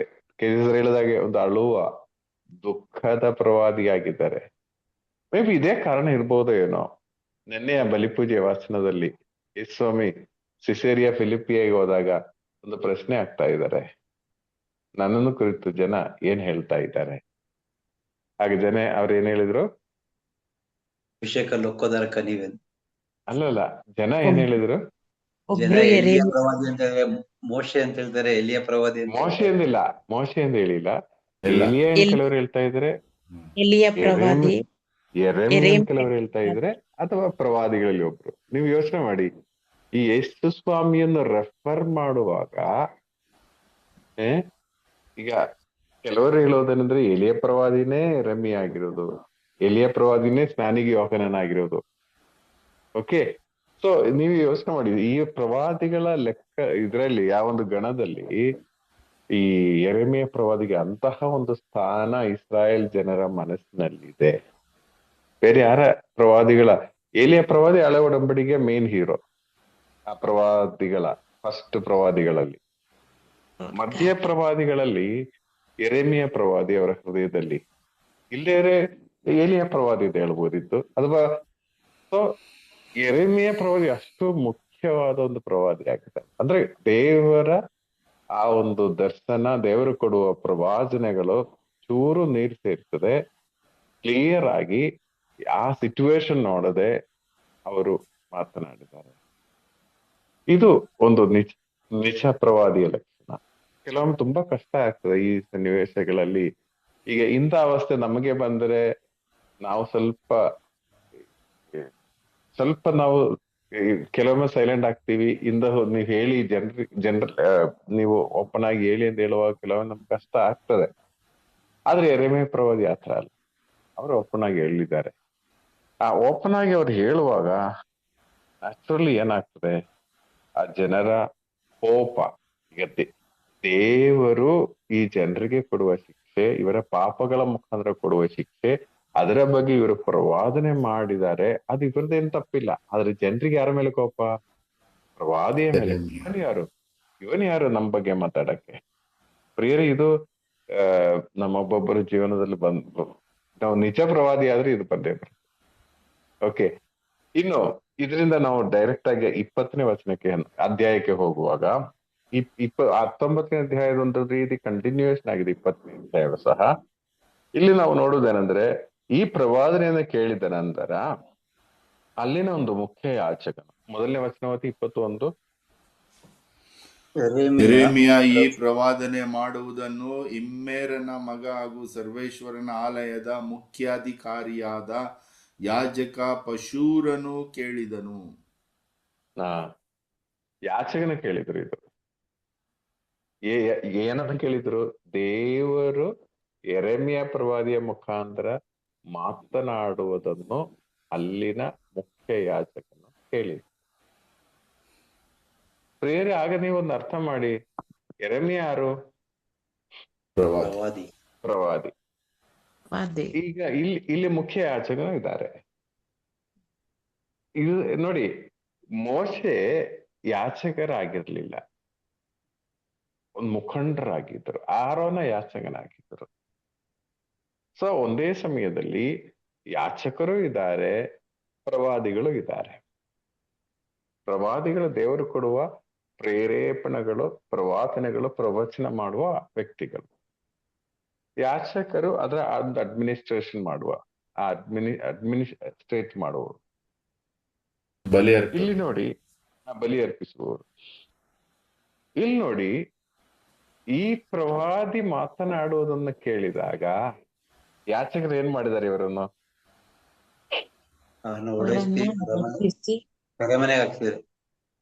ಒಡೆಯಿಸಿ ಸರ್ವೇಶ್ವರನ ಆಲಯಕ್ಕೆ ಸೇರಿದ ನಿಜ ಪ್ರವಾದನೆ ಮಾಡುವಾಗ ಇದು ಒಬ್ಬೊಬ್ಬರ ಜೀವನದಲ್ಲೂ ಬಂದೇ ಬರುತ್ತೆ. ಇದು ನೀವು ಅಂಡರ್ಲೈನ್ ಮಾಡ್ಬೇಕಾದ ಒಂದು ವಿಷಯ. ನಿಜ ಪ್ರವಾದನೆ ಮಾಡೋದಾದ್ರೆ ಇದು ಬರುತ್ತೆ. ಯಾಕಂದ್ರೆ ಈ ಕಾಲಘಟ್ಟದಲ್ಲಿ ಎಲ್ರು ಅವರ ಕನ್ವೀನಿಯನ್ಸ್ ನೋಡೋದೊಂದು ಹೊರತು ಪ್ರವಚನವನ್ನು ಆಕ್ಸೆಪ್ಟ್ ಮಾಡಿ ತಿದ್ದುವ ಒಂದು ಮೂಡಲ್ಲಿ ಯಾರು ಇಲ್ಲ. ಎಲ್ರಿಗೂ ಅವರವರ ಕನ್ವೀನಿಯನ್ಸ್ ಅದೊಂದೇ. ಒಂದಿನ ಪೂರ್ತಿ ಇವನನ್ನು ಜೈಲಲ್ಲಿ ಹಾಕಿ, ಮಾರನೇ ದಿನ 3ನೇ ವಚನದಲ್ಲಿದೆ, ಅವನನ್ನು ಬಿಚ್ಚಿ ಬಿಟ್ರು ಅಲ್ಲಿ ಅವನನ್ನು. ಆಗ ಓದಿ 3ನೇ ವಚನ.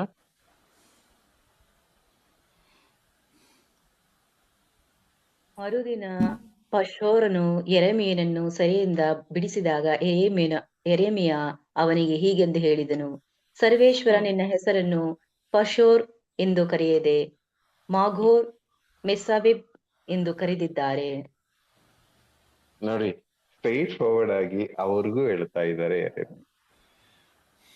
ಓಕೆ, ಅದಾದ್ಮೇಲೆ ನೋಡಿ ಮತ್ತೆ ಪ್ರವಚನ ಕಂಟಿನ್ಯೂ ಮಾಡ್ತಾ ಇದ್ದಾರೆ. ಇಲ್ಲಿ 6ನೇ ವಚನದವರೆಗೆ ಈ ಪಾಶೂರ್ ಎಂಬ ಈ ಯಾಚಕರಿಗಾಗಿ ಪ್ರವಚನ ಮಾಡ್ತಾನೆ ಇದ್ದಾರೆ.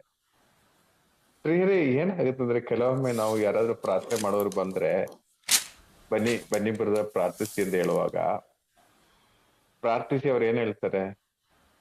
ಅವರು ತುಂಬಾ ಪಾಸಿಟಿವ್ ಆಗಿರೋ ವಿಷಯಗಳು ಹೇಳ್ತಾರೆ. ಸಾಧಾರಣವಾಗಿ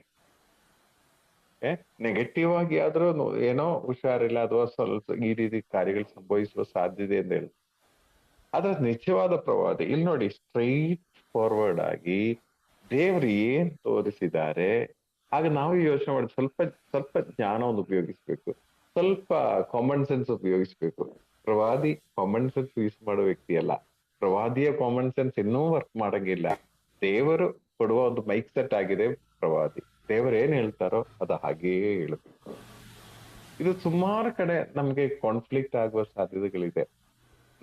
ನಾವು ಅನೇಕ ಬಾರಿ ಕಾಮನ್ ಸೆನ್ಸ್ ಯೂಸ್ ಮಾಡಿ ಪ್ರವಾದನೆಯನ್ನು ಲೈಟರ್ ಲೆವೆಲ್ಗೆ ನಾವು ತಗೊಂಡು ಹೋಗ್ತೀವಿ. ಅಲ್ಲೇ ನಮ್ಗೆ ಪೆಟ್ಟುಗಳು ಬೀಳೋದು. ಇದು ತುಂಬಾ ಕೇರ್ಫುಲ್ ಆಗಿರ್ಬೇಕು. ಆದ್ರೆ ಯೆರೆಮೀಯ ಪ್ರವಾದಿ ಏನಂದ್ರೆ ಎಲ್ಲೂ ಕಾಂಪ್ರಮೈಸ್ ಮಾಡದೆ ಸುಮ್ಮನೆ ನಿಂತ್ಕೊಟ್ರು. ದೇವ್ರೇನ್ ಮಾತನಾಡಿಸ್ತಾರೋ ಮಾತಾಡ್ತಾ ಇದ್ದಾರೆ. ಅವ್ರಿಗೇನೆ ಆ ಒಂದು ಬುದ್ಧಿ ಉಪಯೋಗಿಸದೆ, ಅವರದೇ ಆಗಿರುವ ಯಾವ ಒಂದು ಚಿಂತೆ ಇಲ್ಲದೆ ದೇವರೇನ್ ಕೊಡ್ತಾ ಇದ್ದಾರೋ ಅದು ಮಾತನಾಡ್ತಾರೆ. ಅಂತ ವ್ಯಕ್ತಿಗಳಾಗಿದ್ದಾರೆ ಪ್ರವಾದಿಗಳು. ಓಕೆ, ಸೊ ಈಗ ಇಷ್ಟೆಲ್ಲ ಪ್ರವಾದನೆ ಮಾಡಿ ನಂತರ ಈ ಯಾಚಕರ ವಿರುದ್ಧವಾಗಿ ದೇವರು ಮಾತನಾಡುವುದೆಲ್ಲ ಹಾಗೆ ಹೇಳಿದ ನಂತರ ಇವನಿಗೆ ಒಂಥರ ಬೇಜಾರಾಯ್ತು ಯೆರೆಮೀಯ ಪ್ರವಾದಿ. ಯಾಕಂದ್ರೆ ಹೇಳುವಾಗ ಇವನಿಗೇನ್ ಗೊತ್ತಿಲ್ಲ, ದೇವ್ರ ಏನ್ ಹೇಳ್ತಾರೋ ಇವನ್ ಬಾಯಿಂದ ಮಾತನಾಡ್ತಾ ಇರ್ತಾರೆ. ಇದೆಲ್ಲ ಮಾತನಾಡಿದ ನಂತರ ಪೆಟ್ಟು ಬೀಳೋದು ಯಾರಿಗೆ? ಯೆರೆಮೀಯ ಪ್ರವಾದಿಗೆ. ಇದೇ ಸಮಸ್ಯೆ ಬರೋದು. ಇಷ್ಟೆಲ್ಲ ಆಗಿ ನಂತರ 7ನೇ ವಚನದಲ್ಲಿ ಒಂಥರ ನಿರಾಶೆಯಲ್ಲಿ ಪ್ರವಾದಿ ಹೇಳ್ತಾ ಇದ್ದಾರೆ. 7ನೇ ವಚನ ಓದಿ. ಸರ್ವೇಶ್ವರ, ನೀವು ನನ್ನನ್ನು ಮರುಳಾಗಿಸಿದಿದ್ದೀರಿ. ನಾನು ಮರುಳಾಗಿ ನೀವು ನನ್ನನ್ನು ಗೆದ್ದು ಬಿಟ್ಟಿ. ನೋಡಿ ಸರ್ವೇಶ್ವರ, ನೀವು ನನ್ನನ್ನು ಮರಳಾಗಿಸಿದ್ದೀರಾ. ನಾನೇನೋ ಮರಳಾಗ್ಬಿಟ್ಟಿದ್ವಿ.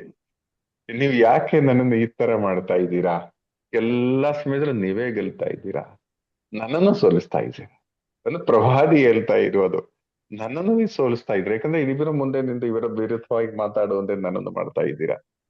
ಸೊ ನೀವು ಯೋಚನೆ ಮಾಡಿ, ಆ ಪ್ರವಚನ ಮಾಡುವಾಗ ಇದು ನಾವು ಎಲ್ಲರೂ ಕಲಿಯಬೇಕು. ಪ್ರವಚನ ಮಾಡುವಾಗ ಇವರ ಒಂದು ಸೆನ್ಸಸ್ ಆಗಲಿ, ಇವರ ಒಂದು ಇಮ್ಯಾಜಿನೇಷನ್ ಆಗಲಿ, ಇವರ ಒಂದು ಚಿಂತೆ ಆಗಲಿ, ಏನು ಇಲ್ಲಿ ಉಪಯೋಗಿಸ್ತಾ ಇಲ್ಲ.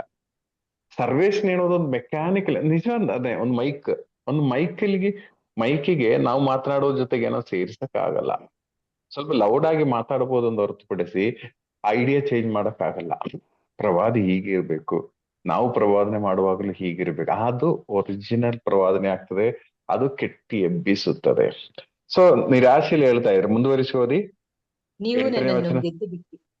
ಹ್ಮ್ ನನ್ನ ಮಾತಾಟ, ಅರಚಾಟ, ಹಿಂಸಾಚಾರ, ಕೊಳ್ಳೆ ಇವೇ ನನ್ನ ಕೂಗಾಟ.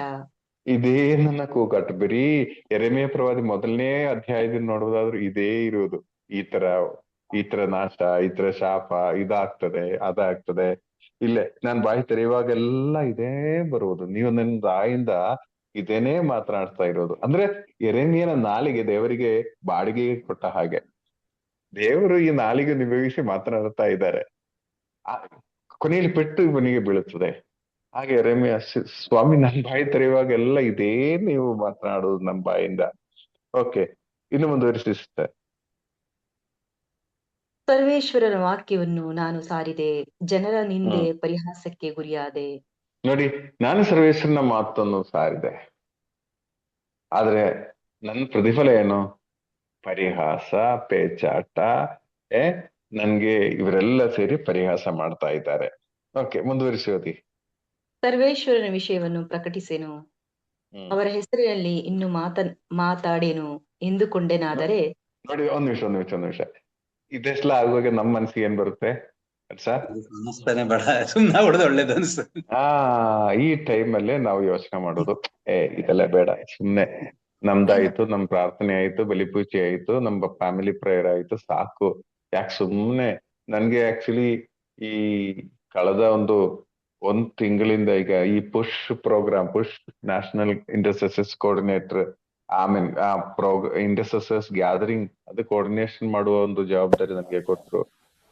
ಅದಾದ್ಮೇಲೆ ಏನಾಯ್ತು, ಒಂದೊಂದು ಗ್ರೂಪ್ ಜೊತೆಗೆ ಮಾತನಾಡುವಾಗ, ಎಸ್ಪೆಷಲಿ ಈ ನಾವು ಇದರ ಮೊಬಿಲೈಸೇಷನ್ಗೆ ಒಂದೊಂದು ಸುಮಾರು ಜನರೊಂದಿಗೆ ಮಾತನಾಡ್ಬೇಕಾಗುತ್ತೆ. ಎಸ್ಪೆಷಲಿ ಇದು NST ಮಾತ್ರ ಮಾಡುವುದಲ್ಲ, ಅದ್ರ ಜೊತೆಗೆ ಕೇರಳ ಸರ್ವಿಸ್ ಟೀಮ್ ಸೇರಿ ಮಾಡುವ ಒಂದು ಕಾರ್ಯ. ಸೊ ಅವರದ್ದು ಅಲೈನ್ ಆಗ್ಬೇಕು, ಇಲ್ಲೂ ಅಲೈನ್ ಆಗ್ಬೇಕು, ಅದು ಇದು. ನನ್ಗೆ ನಿಜವಾಗಿ ಸಾಕಾಯ್ತು ಒಂದು ಭಾವನೆ ಬಂತು. ಓಕೆ, ಇದು ಸುಮ್ನೆ ಯಾಕೆ ಜವಾಬ್ದಾರಿ ತಗೊಂಡಿದೆ ಎಂಬ ಚಿಂತೆನೂ ಬಂತು. ಆದ್ರೆ ಏನಾಗ್ತದೆ, ಮಾರನೇ ದಿನ ಇನ್ನೊಂದು ಮೀಟಿಂಗ್. ಸೊ ನಮ್ಗೆ ಇದು ಬಿಡಕ್ಕೂ ಆಗಲ್ಲ, ಹಿಡಿಯಕ್ಕೂ ಆಗಲ್ಲ ಇನ್ ಪರಿಸ್ಥಿತಿಯಲ್ಲಿ ಬರುತ್ತೆ. ಪ್ರವಾದಿಯ ಪ್ರಶ್ನೆ, ಯೆರೆಮೀಯ ಯೋಚನೆ ಮಾಡಿದ್ರು, ಸಾಕು, ಇನ್ನು ಈ ಕೆಲಸನೇ ಬೇಡ, ನನ್ ಬಾಯೇ ತೆರೆಯಲ್ಲ, ನನ್ ಮಾತನಾಡೋದೇ ಇಲ್ಲ. ದೇವರು, ನೀವು ಯಾರನ್ನಾದ್ರೂ ಉಪಯೋಗಿಸಿ, ಸಾಕು, ನಾನು ಇಷ್ಟು ಮಾಡಿದೆಯಲ್ಲ, ಸಾಕು. ಈ ಒಂದು ಭಾವನೆ ನಮ್ಗೊಬ್ಬೊಬ್ರಿಗೂ ಬರುತ್ತೆ ನಿಜ ಪ್ರವಾಸನೆ ಮಾಡುವಾಗ. ಯೆರೆಮೀಯ ಪ್ರವಾದಿಗೆ ಬರುತ್ತಾ ಇದೆ. ಆದ್ರೆ ಪ್ರಾಬ್ಲಮ್ ಏನಾಗ್ತಾ ಇದೆ, 9ನೇ ವಚನ ತುಂಬಾ ಎಲ್ಲಾ ಪ್ರವಾದಿಗಳಿಗೂ ತುಂಬಾ ಮುಖ್ಯವಾದ ಒಂದು ವಚನ, ಎಲ್ಲಾ ಮುಖಂಡರಿಗೂ ತುಂಬಾ ಮುಖ್ಯವಾದ ಒಂದು ವಚನ. ಇದು ಬರುತ್ತೆ, ಈ ಒಂದು ನೆಗೆಟಿವ್ ಆಸ್ಪೆಕ್ಟ್ ಬರುತ್ತೆ ನಮ್ಮ ಜೀವನದಲ್ಲಿ. ಅಯ್ಯೋ ಸಾಕಾಯ್ತು, ನಾನ್ ದೇವರಿಗಾಗಿ ತಾನೇ ಮಾಡ್ತಾ ಇರೋದು, ಆದ್ರೂ ಪೆಟ್ಟು ನನಗೆ ಬೀಳ್ತಾ ಇದೆಯಲ್ಲ. ಎಲ್ಲರ ಕಡೆನೂ ಹೇಳ್ತಾ ಇದಾರೆ, ನೀವು ಮೊದಲು ದೇವರ ಸಾಮ್ರಾಜ್ಯಕ್ಕಾಗಿ ತವಕ ಪಡಿರಿ, ಎಲ್ಲ ನಿಮ್ಗೆ ಸೇರಿಸ್ತದೆ. ಇದು ಬಾಕಿ ಸೇರುವುದೆಲ್ಲ ಏನೋ ಬರೀ ಪೆಟ್ಟುಗಳು ಮಾತ್ರ. ಈ ಚಿಂತೆಯೂ ನಮ್ಗೆ ಬರುತ್ತೆ, ಸಾಕು ಎಂಬ ಚಿಂತೆಗಳು ನಮ್ಗೆ ಬರುತ್ತೆ. 9ನೇ ವಚನ ನನ್ನ ಪ್ರಕಾರ ನಾವೆಲ್ಲರೂ ಕಲಿಯಬೇಕು. ಓದಿ ಮತ್ತೊಮ್ಮೆ. ಸರ್ವೇಶ್ವರನ ವಿಷಯವನ್ನು ಪ್ರಕಟಿಸೆನು, ಅವರ ಹೆಸರಿನಲ್ಲಿ ಇನ್ನು ಮಾತನಾಡೆನು ಎಂದುಕೊಂಡೆನಾದರೆ. ನನ್ನ ಹೃದಯದೊಳು ಸಂಕಟ ಉಂಟಾಗುತ್ತದೆ, ಸುಡುಬೆಂಕಿ ನನ್ನೆಲುಬುಗಳಲ್ಲಿ ಅಡಗಿದೆಯೋ ಎಂಬಂತೆ ಅದನ್ನು ತಡೆದು ದಣಿದಿರುವೆ. ನಿಜ, ಪ್ರವಾದಿಯ ಪ್ರಾಬ್ಲಮ್ ಏನಂದರೆ ಪ್ರಿಯರೇ, ಇದೇ ಪ್ರಾಬ್ಲಮ್. ನೀವು ಪ್ರವಾದಿನ ಈ ಸಮಸ್ಯೆ ನೀವು ಎದುರಿಸ್ಬೇಕಾಗುತ್ತೆ. ಇನ್ನು ನಾನ್ ಮಾಡಲ್ಲ, ಸಾಕು, ಇಷ್ಟೆಲ್ಲ ಮಾಡಿದ್ರು ಸುಮ್ನೆ ಪೆಟ್ಟು. ನೋಡಿ, ನನ್ನ ಯಾರು ಅಪ್ರಿಶಿಯೇಟ್ ಮಾಡೈತಾ ಇದ್ರು ಪರವಾಗಿಲ್ಲ, ನೋವು ಯಾಕೆ ಸುಮ್ನೆ ಕೊಡ್ಬೇಕು, ನಾನು ಏನ್ ತಪ್ಪು ಮಾಡಿದೆ ಅಂದೆ, ಈ ಚಿಂತೆಗಳೆಲ್ಲ ಇರುವಾಗ ಸಾಕು, ಇನ್ನು ಮುಂದೆ ನಾನು ಈ ಪ್ರಾರ್ಥನೆನೂ ಇಲ್ಲ, ಮೀಟಿಂಗ್ ಅಂದ್ರೆ ಈಗ ಅಲರ್ಜಿ ಆಗ್ತಾ ಇದೆ. ಸೊ ಸಾಕಾಯಿತು, ಇನ್ನು ಇದು ಯಾವ್ದು ಬೇಡ ಎಂಬ ರೀತಿಯಲ್ಲಿ ಚಿಂತೆ ಬರುವಾಗ ಮಾರನೇ ದಿನದಿಂದ ಪುನಃ ಸ್ಟಾರ್ಟ್ ಆಗ್ತದೆ ಒಳಗಡೆಯಿಂದ ಉರಿ. ಈ ಎರೆಮಿಯ ಪ್ರವಾದಿಯ ಪ್ರಾಬ್ಲಮ್ ಏನು, ಅವರಿಗೆ ಅವರ ಹೃದಯದಲ್ಲಿ ಸಂಕಟ, ಸುಡು ಬೆಂಕಿ. ಅಂದ್ರೆ ಇವನ್ ಕಂಟ್ರೋಲ್ ಮಾಡೋದಷ್ಟು, ದೇವರ ಪ್ರವಾಸನೆ ಕೊಡೋದು ಕಂಟ್ರೋಲ್ ಮಾಡೋದಷ್ಟು ಏನಾಗ್ತಾ ಇದೆ, ಇವನ ಹೃದಯ ಜ್ವಲಿಸ್ತಾ ಇದೆ, ಬೆಂಕಿ ಒಳಗಡೆ ಇದಾಗ್ತದೆ. ಇವನಿಗೆ ಏನು ಅಂದ್ರೆ ಆ ಪ್ರವಚನೆ ಮಾಡದೇ ಇರಕ್ಕೆ ಆಗದೆ ಇರುವ ಪರಿಸ್ಥಿತಿ ಬರುತ್ತೆ. ಪ್ರಿಯರೇ, ನಿಜ ಹೇಳ್ತೀನಿ, ಈ ಪ್ರವಚನ ಅಂತ ಹೇಳುವಾಗ ನಮ್ಗೆ ಅಯ್ಯೋ ಇದು ಪ್ರವಾದನೆನಾ ಇಲ್ವೋ ಅಂತ ಚಿಂತೆ ಎಲ್ಲ ಬರುತ್ತೆ ಕೆಲವೊಮ್ಮೆ.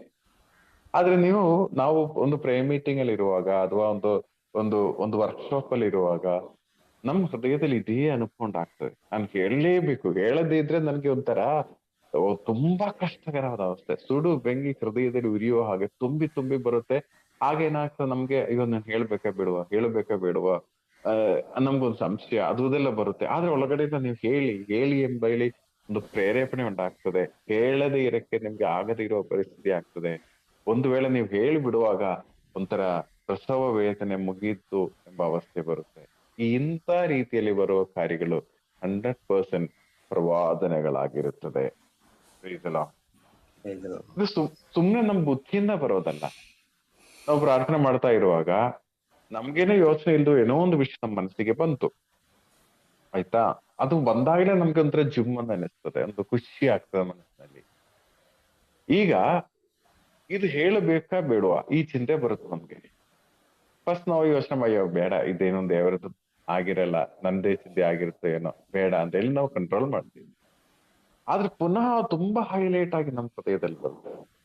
ಮತ್ತೆ ನಾವು ಅಮುಕ್ ಬಿಡ್ತೀವಿ, ನಾನು ಹೇಳಿದ್ರೆ ಇವ್ರು ಏನು ಯೋಚನೆ ಮಾಡ್ತೀವಿ, ಅರ್ಥನೇ ನನ್ಗೆ ಗೊತ್ತಿಲ್ಲ, ಬರೀ ಒಂದು ಮಣ್ಣಿನ ಮಡಿಕೆಯನ್ನು ನೋಡಿದೆ, ಇದು ನಾನು ಹೋಗಿ ಇವರಿಗೆ ಹೇಳಕ್ ಹೇಗೆ ಸಾಧ್ಯ ಆಗ್ತದೆ. ಪ್ರಿಯ ಮಣ್ಣಿನ ಮಡಿಕೆ ಹೇಳುವಾಗಲೇ ಅದು ಹೇಳಿದ ನಂತರನೇ ನೆಕ್ಸ್ಟ್ ಅದು ಒಡಿಯುವ ನೆಕ್ಸ್ಟ್ ದರ್ಶನ ಸಿಗ್ಬೋದು. ಅದಾದ್ಮೇಲೆ ಅದರ ನೆಕ್ಸ್ಟ್ ವ್ಯಾಖ್ಯಾನವು ನಮ್ಗೆ ಸಿಗ್ಬೋದು. ಸೊ ಏನ್ ಸ್ವಲ್ಪ ನಿಮ್ಗೆ ಸಿಗ್ತಾ ಇದೆ ನೀವದು ಶೇರ್ ಮಾಡ್ಲೇಬೇಕು. ಆಗ ಆ ಫ್ಲೋ ನಮಗುಂಡಾಗ್ತದೆ. ಎಲ್ಲ ಕ್ಲಿಯರ್ ಆಗಿ ಶೇರ್ ಮಾಡ್ತೀವಿ ಅಂತ ಹೇಳಿದ್ರೆ ಕೆಲವೊಮ್ಮೆ. ಸೊ ಇಂತಹ ಒಂದು ಅನುಭವ ಉಂಟಾದವರು ನಾವು ಪ್ರಾರ್ಥನೆ ಮಾಡುವಾಗ ನಮ್ಮ ಹೃದಯದಲ್ಲಿ ತುಂಬಾ ನಾನು ಹೇಳಲೇಬೇಕು ಬೇರೆಯವರಿಗೆ, ಅದು ಆ ಸಮೂಹದಲ್ಲಿ ಹೇಳದೇ ಇದ್ರು ಯಾರಿಗಾದ್ರೂ ನಮ್ ಜೊತೆ ಗೊತ್ತಿರೋರಿಗಾದ್ರೂ, ನಾನೀಗ ಇದು ಪ್ರಾರ್ಥನೆ ಮಾಡುವಾಗ ಇಂಥ ಒಂದು ಅನುಭವ ಆಯ್ತು, ಇಂಥ ಒಂದು ಚಿಂತೆ ನನ್ಗೆ ಗೊತ್ತಿಲ್ಲ ಇದು ಏನು ಅಂತ ಹೇಳಿ ನೀವು ಹೇಳುವಾಗ ಏನಾಗ್ತದೆ, ನೆಕ್ಸ್ಟ್ ಅದರ ಅರ್ಥ ನಿಮ್ಗೆ ದೇವರು ತಿಳಿಸುವ ಅಂತ ಅವಸ್ಥೆ. ಪ್ರಿಯರೇ, ಇದೇನೆ ಟ್ರೂ ಪ್ರಾಫಸಿ ಅಂತ ಹೇಳೋದು, ನಿಜವಾದ ಪ್ರವಾದನೆ. ಇದು ನೀವು ಮರಿಬಾರದು. 20ನೇ ಅಧ್ಯಾಯ 9 ಒಂದು ಪ್ರವಚನದ ಬಗ್ಗೆ ಯೋಚನೆ ಮಾಡುವಾಗ ಇದಿರ್ಬೇಕು ನಿಮ್ ಹೃದಯದಲ್ಲಿ. ನೀವು ಹೇಳಲ್ಲ ಎಂದು ಯೋಚನೆ ಮಾಡಿದ್ರು, ಹೇಳದೇ ಇರಕ್ಕಾಗದೇ ಇರುವ ಒಂದು ಪರಿಸ್ಥಿತಿ ನಿಮ್ಮ ಹೃದಯದಲ್ಲಿ ಉಂಟಾಗ್ತದೆ. ಇದಾಗಿದೆ ಪ್ರವಚನ ಅಂತ ಹೇಳುವುದು. ಇನ್ನು ಮುಂದುವರಿಸುವುದೇ, ಸುತ್ತಮುತ್ತಲು ದಿಗಿಲೆಂದರೆ ದಿಗಿಲು, ಬನ್ನಿ ಇವನ ಮೇಲೆ ಚಾಡಿ ಹೇಳಿ ನಾವು ಹೇಳುವೆವು ಎಂದು. ಇದು ಹೇಳುವಾಗ, ಈ ಪ್ರವಚನ ಈ ರೀತಿ ಹೇಳುವಾಗ, ಆ ಪ್ರವಚನ ಕೊನೆ ಭಾಗದಲ್ಲಿದೆ, ನಾನು ಅದು ಕಂಟ್ರೋಲ್ ಮಾಡಕ್ಕೆ ಟ್ರೈ ಮಾಡಿದೆ, ಕಂಟ್ರೋಲ್ ಮಾಡಿ ನಾನು ಸುಸ್ತಾಗ್ಬಿಟ್ಟೆ, ಆದ್ರೆ ನನಗೆ ಸಾಧ್ಯ ಆಗ್ಲಿಲ್ಲ, ನಾನು ಹೇಳ್ಬೇಕಾಗಿ ಬಂತು ಅಲ್ವಾ. ಪ್ರವಚನ ಇದೇನೆ. ಮತ್ತೊಮ್ಮೆ 9 ಓದಿ, ಅದಾದ್ಮೇಲೆ ನಾವು ಮತ್ತೆ ಓದೋಣ. 9 ಮತ್ತೊಮ್ಮೆ ಓದಿ. ಸರ್ವೇಶ್ವರನ ವಿಷಯವನ್ನು ಪ್ರಕಟಿಸೆನು, ಅವರ ಹೆಸರಿನಲ್ಲಿ ಇನ್ನು ಮಾತಾಡೆನು ಎಂದುಕೊಂಡೆನಾದರೆ ನನ್ನ ಹೃದಯದೊಳು ಸಂಕಟ ಉಂಟಾಗುತ್ತದೆ. ಸುಡು ಬೆಂಕಿ ಎನ್ನೆಲುಬುಗಳಲ್ಲಿ ಅಡಗಿದೆಯೋ ಎಂಬಂತೆ ಅದನ್ನು ತಡೆದು ದಣಿದಿರುವೆ, ಇನ್ನೂ ಸಹಿಸಲಾಗದಿದೆ. ಇನ್ನೂ ಸಹಿಸಲಾಗದೆ ನಾನು ಹೇಳ್ಬಿಡಿ, ಆಯ್ತಾ. ಇದಾದ್ಮೇಲೆ ಮತ್ತೆ ಪುನಃ ಪ್ರವಾದನೆ ಸ್ಟಾರ್ಟ್ ಆಯ್ತು. 10, 11 ವಚನಗಳು ಪ್ರವಾದನೆ ಆಗಿ, 10ನೇ ವಚನ ಮತ್ತೆ ಪ್ರವಾದನೆ ಆಗಿದೆ. ಈಗ ಅವನಿಗೆ ಸ್ವಲ್ಪ ಏನೋ ಒಂದು, ಈ ಪ್ರವಾಸನೆ ಹೇಳಿದ ನಂತರ ಸ್ವಲ್ಪ ಏನೋ ಒಂದು ಸಮಾಧಾನ ಆಯ್ತು. 11ನೇ ವಚನ ಇದರ ಒಂದು ಸೆಂಟ್ರಲ್ ಥೀಮ್ ತರ ತಗೋಬಹುದು. 11ನೇ ವಚನ ಇದು ಹೇಳಿದ ನಂತರ ಆದರೆ ನನ್ನ ಸಂಗಡ ಇರುವರು ಸರ್ವೇಶ್ವರ ಭಯಂಕರ ಶೂರನಂತೆ. ನೋಡಿ, ಇದು ಹೇಳಿದ ನಂತರ ಪುನಃ ಒಂದ್ ಚೇತರಿಕೆ ಆಯ್ತು. ಎರೆಮೆ ಹೇಳ್ತಾ ಇದ್ದಾರೆ, ಆದ್ರೆ ನನ್ನ ಸಂಗಡ ಸರ್ವೇಶ್ವರ ಸ್ವಾಮಿ ಇದ್ದಾರೆ, ನನ್ ಜೊತೆಗೆ ಸರ್ವೇಶ್ವರ ಸ್ವಾಮಿ ಇದ್ದಾರೆ. ಯಾಕಂದ್ರೆ ಇಷ್ಟು ಪ್ರೇರಣೆಗಳು ನಮ್ಗೆ ಬರ್ಬೇಕಾದ್ರೆ ಸರ್ವೇಶ್ವರ ಸ್ವಾಮಿ ನನ್ ಜೊತೆಗೆ ಇಲ್ಲದೆ ಆಗಲ್ಲ. ಸೊ ಪ್ರಿಯರೇ, ಅರ್ಥ ಮಾಡಿ, ಈ ರೀತಿ ಪ್ರವಾದನೆ ಮಾಡುವಾಗಲೂ ನಮ್ಗೆ ಪೆಟ್ಟುಗಳು ಬರುವುದಾದ್ರೂ ಪ್ರಿಯರೇ, ಸರ್ವೇಶ್ವರನು ನಮ್ಮ ಜೊತೆಗೆ ಇದ್ದಾರೆ. ಅವರು ನಮ್ಗೆ ಜಯ ಕೊಡ್ತಾರೆ. ಇವತ್ತಿರಲ್ಲ, ನಾಳೆ ಇರಲ್ಲ, ಕೆಲವೊಮ್ಮೆ ನಾಳಿದ್ದಾಗ್ಬೋದು. ಅವರ ಟೈಮಲ್ಲಿ ನಮ್ಗೆ ಜಯ ಕೊಡ್ತಾರೆ. ಇಷ್ಟೆಲ್ಲ ಹೇಳಿದ್ರು ಪುನಃ ಅದಾದ್ಮೇಲೆ 13ನೇ ವಾಕ್ಯದಲ್ಲಿ ಕರ್ತನಿಗೆ ಕೃತಜ್ಞತೆಯನ್ನು ಸಲ್ಲಿಸಿರಿ, ದೇವರಿಗೆ ಸ್ತುತಿಯನ್ನು ಸಲ್ಲಿಸಿರಿ ಎಂದೆಲ್ಲ ಹೇಳಿದ ನಂತರ ಪುನಃ ಒಂಥರ ಡಿಪ್ರೆಸ್ ಆಯಿತು. 15ನೇ ವಾಕ್ಯದಲ್ಲಿ ಓದಿ. ತಪ್ಪಿಸಲ್ಪಡಲಿ, ನಿನಗೆ ಗಂಡು ಹುಟ್ಟಿದೆ ಎಂದು ನನ್ನ ತಂದೆಗೆ ತಿಳಿಸಿದಾತ. ಕೇವಲ ಸಂತಸವನ್ನು ನನ್ನ ತಂದೆಯಲ್ಲಿ ಉಂಟು ಮಾಡಿದಾತ. ಸರ್ವೇಶ್ವರನು ಕನಿಕರಿಸದೆ ಕೆಡವಿ ಬಿಟ್ಟ ಪಟ್ಟಣದ ಗತಿ ಅವನಿಗಾಗಲಿ. ಬೆಳಿಗ್ಗೆ ಕಿರುಚಾಟ, ನಡುಹಗಲಲ್ಲಿ ಕೂಗಾಟ ಅವನ ಕಿವಿಗೆ ಬೀಳಲಿ. ಓದಿ. ತಾಯಿಯ ಗರ್ಭದಲ್ಲಿರುವಾಗಲೇ ಅವನೇಕೆ ನನ್ನನ್ನು ಕೊಂದು ಹಾಕಲಿಲ್ಲ? ಆಗ ನನ್ನ ತಾಯಿಯೇ ನನಗೆ. ನೋಡಿ ಪ್ರಿಯರೇ, ಇದು ಒಂದು ಪ್ರವಾದಿಯ ನಿಜವಾದ ಅವಸ್ಥೆ. ಆಯ್ತಾ? ಪ್ರಾರ್ಥನೆ ಮಾಡುವಾಗ, ದೇವರು ಪ್ರೇರಣೆ ಕೊಡುವಾಗ, ದೇವರ ಮಾತನಾಡುವಾಗ ನಾವು ಮಾತಾಡ್ಬಿಡ್ತೀವಿ. ಮಾತಾಡಿದ ನಂತರ ಏನೋ ಖುಷಿ ಆಗ್ತದೆ, ಪ್ರವಾದನೆ ಮಾಡಿದ ನಂತರ ಖುಷಿ ಆಗ್ತದೆ. ಆದ್ರೆ ಅದ್ರ ಎಫೆಕ್ಟ್, ಅದು ಹೇಳಿದ ನಂತರ ಬೇರೆಯವರ ರಿಯಾಕ್ಷನ್ ಬರುವಾಗ ಮತ್ತೆ ಪೆಟ್ಟಾಗ್ತದೆ. ನಂತರ ಏನಿದೆ ನಾನು ಮಾತಾಡಲ್ಲ ಅಂತ ಹೇಳ್ತೀವಿ, ಸಾಕು ಅಂತ ಹೇಳ್ತೀವಿ. ಅದಾದ್ಮೇಲೆ ದೇವರು ನಮ್ಮನ್ನು ಬಿಡಲ್ಲ. ನಿಜ ಪ್ರವಾದಿ ಆದ್ರೆ ದೇವರು ನಮ್ಮನ್ನು ಬಿಡಲ್ಲ. ಸೊ ದೇವರು ಮತ್ತೆ ನಮ್ಮಿಂದ ಮಾತನಾಡಿಸ್ತಾರೆ, ಮತ್ತೆ ಖುಷಿ ಆಗ್ತದೆ. ಹೇಳುವಾಗ ಮತ್ತೆ ಪೆಟ್ಟು ಬೀಳುತ್ತದೆ. ಆಗ ಕೊನೆಯಲ್ಲಿ ಪ್ರವಾದಿ ಹೇಳ್ತಾ ಇದ್ದೆ, ನಾನು ಯಾಕೆ ಈ ತರ ಒಂದು ಗಂಡು ಮಗು ಹುಟ್ಟಿದೆ ಅಂತ ಹೇಳುವಾಗ ಏನಪ್ಪ ಏನ್ ಹೇಳ್ತಾ ಇದ್ರೆ, ಯಾರು ಹೋಗಿ ನನ್ನ ತಂದೆಗೆ ಹೋಗಿ ಹೇಳಿದ್ಯೋ ಅವನ್ ಶಪಿಸಲ್ಪಡಲಿ. ನನ್ನ ತಾಯಿಯ ಗರ್ಭಪಾತ್ರದಲ್ಲಿ ನಾನು ಸತ್ತು ಹೋಗಿದ್ರೆ, ಅದೇ ನನ್ಗೆ ಸಮಾಧಿ ಆಗಿದ್ರೆ ಇನ್ನೆಷ್ಟು ಚೆನ್ನಾಗಿತ್ತು. ಇದು ಒಂದು ಹಸಿಯಾಗಿರೋ ಮನುಷ್ಯನೇ ಪ್ರವಾದಿ. ಇವನು ಸೊ ದೇವರು ಉಪಯೋಗಿಸುವಾಗ ಪ್ರಿಯರೇ, ಇದು ನಮ್ ಜೀವನದಲ್ಲಿ ಬಂದೇ ಬರುತ್ತೆ. ದೇವರ ಸೇವೆಯಲ್ಲಿರುವ ಪ್ರತಿಯೊಬ್ಬರು ಅರ್ಥ ಮಾಡಿ, ಇದೇನೋ ಬೆಡ್ ಆಫ್ ರೋಸಸ್ ಅಲ್ಲ. ಅಯ್ಯೋ ಬ್ರದರ್, ಅಯ್ಯೋ ಸಿಸ್ಟರ್ ಅಂತ ಹೇಳುವಾಗ ನಮ್ಗೆ ಚೆನ್ನಾಗಿ ಅನಿಸ್ತದೆ ಸ್ಟಾರ್ಟಿಂಗ್ ಅಲ್ಲಿ. ಇದೆಲ್ಲ ಒಂಥರ ಹನಿಮೂನ್ ಪೀರಿಯಡ್ ವರೆಗೆ ಮಾತ್ರನೇ ಇದಿರೋದು. ಆ ಸ್ಟಾರ್ಟಿಂಗ್ ಅಲ್ಲಿ ಒಂದು ಚೆನ್ನಾಗಿ ಅನಿಸ್ತದೆ. ಬರುತ್ತಾ ಅಪಾರ್ಥನೆಗಳು, ಇಲ್ಲ ಸಲ್ಲದೆ ಇರುವ ಕಾರ್ಯಗಳು. ಈ ಸಮಯ ಹೇಳಿದ್ರಲ್ಲ, ನೀವು ನನ್ನ ಶಿಷ್ಯರಾದ್ರೆ ನಿಮ್ಗೆ ಇದೆಲ್ಲ ಬರುತ್ತೆ. ಇದು ಬೌಂಡ್ ಟು ಹ್ಯಾಪನ್, ನಮ್ಮ ಜೀವನದಲ್ಲಿ ಬರುತ್ತೆ.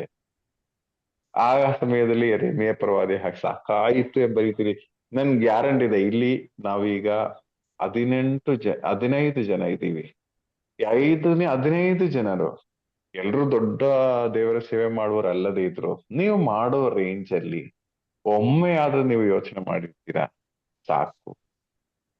ಸಾಕು ಇಷ್ಟು ಮಾಡಿದ್ರೆ ಸಾಕು. ಆಗಲ್ಲ. ದೇವರಿಗೆ ಕಣ್ಣಿಲ್ವಾ? ನಾವು ಒಮ್ಮೆ ಆದ್ರೂ ನೋಡಿ ಇರ್ತೀರಾ. ಆದ್ರೆ ಕೆಲವೊಮ್ಮೆ ನೀವು ಯೋಚನೆ ಮಾಡಿರ್ತೀರ, ಸಾಕು ಈ ಮುಂಚಾಣೆ ಎದ್ದು ಪ್ರಾರ್ಥನೆ ಮಾಡಿ ಏನ್ ಪ್ರಯೋಜನ, ನನ್ಗೆ ಏನ್ ಲಾಭ ಸಿಕ್ಕಿದೆ, ಸಾಕು ಎಂದ ರೀತಿಯಲ್ಲಿ ಯೋಚನೆ ಮಾಡಿರ್ತೀರಾ. ಆದ್ರೆ ಮಾರನೇ ದಿನ ತಾನೇ ಅಲಾರ್ಮ್ ಹೊಡೆಯುವಾಗ ಮತ್ತೆ ನಿದ್ರೆ ಮಾಡಕ್ಕಾಗಲ್ಲ, ಮತ್ತೆ ಎದ್ದು ಕೂತಿರುವ ಸನ್ನಿವೇಶಗಳು ಇರುತ್ತದೆ. ಇದು ಒಂದು ಪ್ರವಾದಿಯ ಲಕ್ಷಣ. ಸೊ ಇದರ ಸೆಂಟ್ರಲ್ ಥೀಮ್ ಆಗಿ ನಿಮ್ಗೆ ಹೇಳುವ ಅದೇನೆಂದ್ರೆ, ಈ ಪ್ರವಚನ ನಮ್ಮ ಹೃದಯದಲ್ಲಿ ಬರುವಾಗ ಕೆಲವರಿಗೆ ಬೇರೆಯವರ ಬಗ್ಗೆ ಇರೋ ಮಾತುಗಳು ಕಂಟ್ರೋಲ್ ಮಾಡಕ್ ಆಗದಿರೋ ಪರಿಸ್ಥಿತಿ ಬರುತ್ತೆ. ಆದ್ರೆ ಇದಾಗಲ್ಲ. ಇದು ನಾನು ಜನರ ಮುಂದೆ ಡಿಕ್ಲೇರ್ ಮಾಡದೇ ಇರಕ್ ಆಗಲ್ಲ. ದೇವರು ನನ್ನ ಅಸ್ಥಿ ಎಲ್ಲ ಒಂಥರ ಬೆಂಕಿಯಲ್ಲಿ ಇದಾಗುವ ಅನುಭವ ಆಗ್ತದೆ. ನಾನಿದು ಒಂದು ವ್ಯಕ್ತಿಗೆ ಅಲ್ಲ ಹೇಳೋದು, ಜನರಲ್ ಆಗಿ ಪಬ್ಲಿಕ್ ಮುಂದೆ ಹೇಳುವ ವಿಷಯ. ಒಂದು ವ್ಯಕ್ತಿಗೂ ಹೇಳಬಹುದು, ಆದರೆ ನನ್ ದೇವರ ವಚನ ಕೊಟ್ಟರೆ ಅದು ಹೇಳದೆ ಇರಕ್ ಆಗದಿರೋ ಪರಿಸ್ಥಿತಿ ಆಗ್ತದೆ. ಇದು ಪ್ರವಾದನೆ ಆಗ್ತದೆ. ಸೊ ಪ್ರಿಯರೇ, ನಾವು ಸಹ ಈ ಕಾರ್ಯಕ್ಕಾಗಿ ಕರೆಯಲ್ಪಟ್ಟವರೇ. ಸೊ ದೇವರು ನಮ್ಮ ಒಬ್ಬೊಬ್ಬರನ್ನ ಅನುಗ್ರಹಿಸಲಿ. ನಮ್ ಜೀವನದಲ್ಲಿ ಬರುತ್ತೆ ಏರಿಪೇರುಗಳು, ಅಯ್ಯೋ ಸಾಕಾಯ್ತು ಅದೆಲ್ಲ ಬರುತ್ತೆ.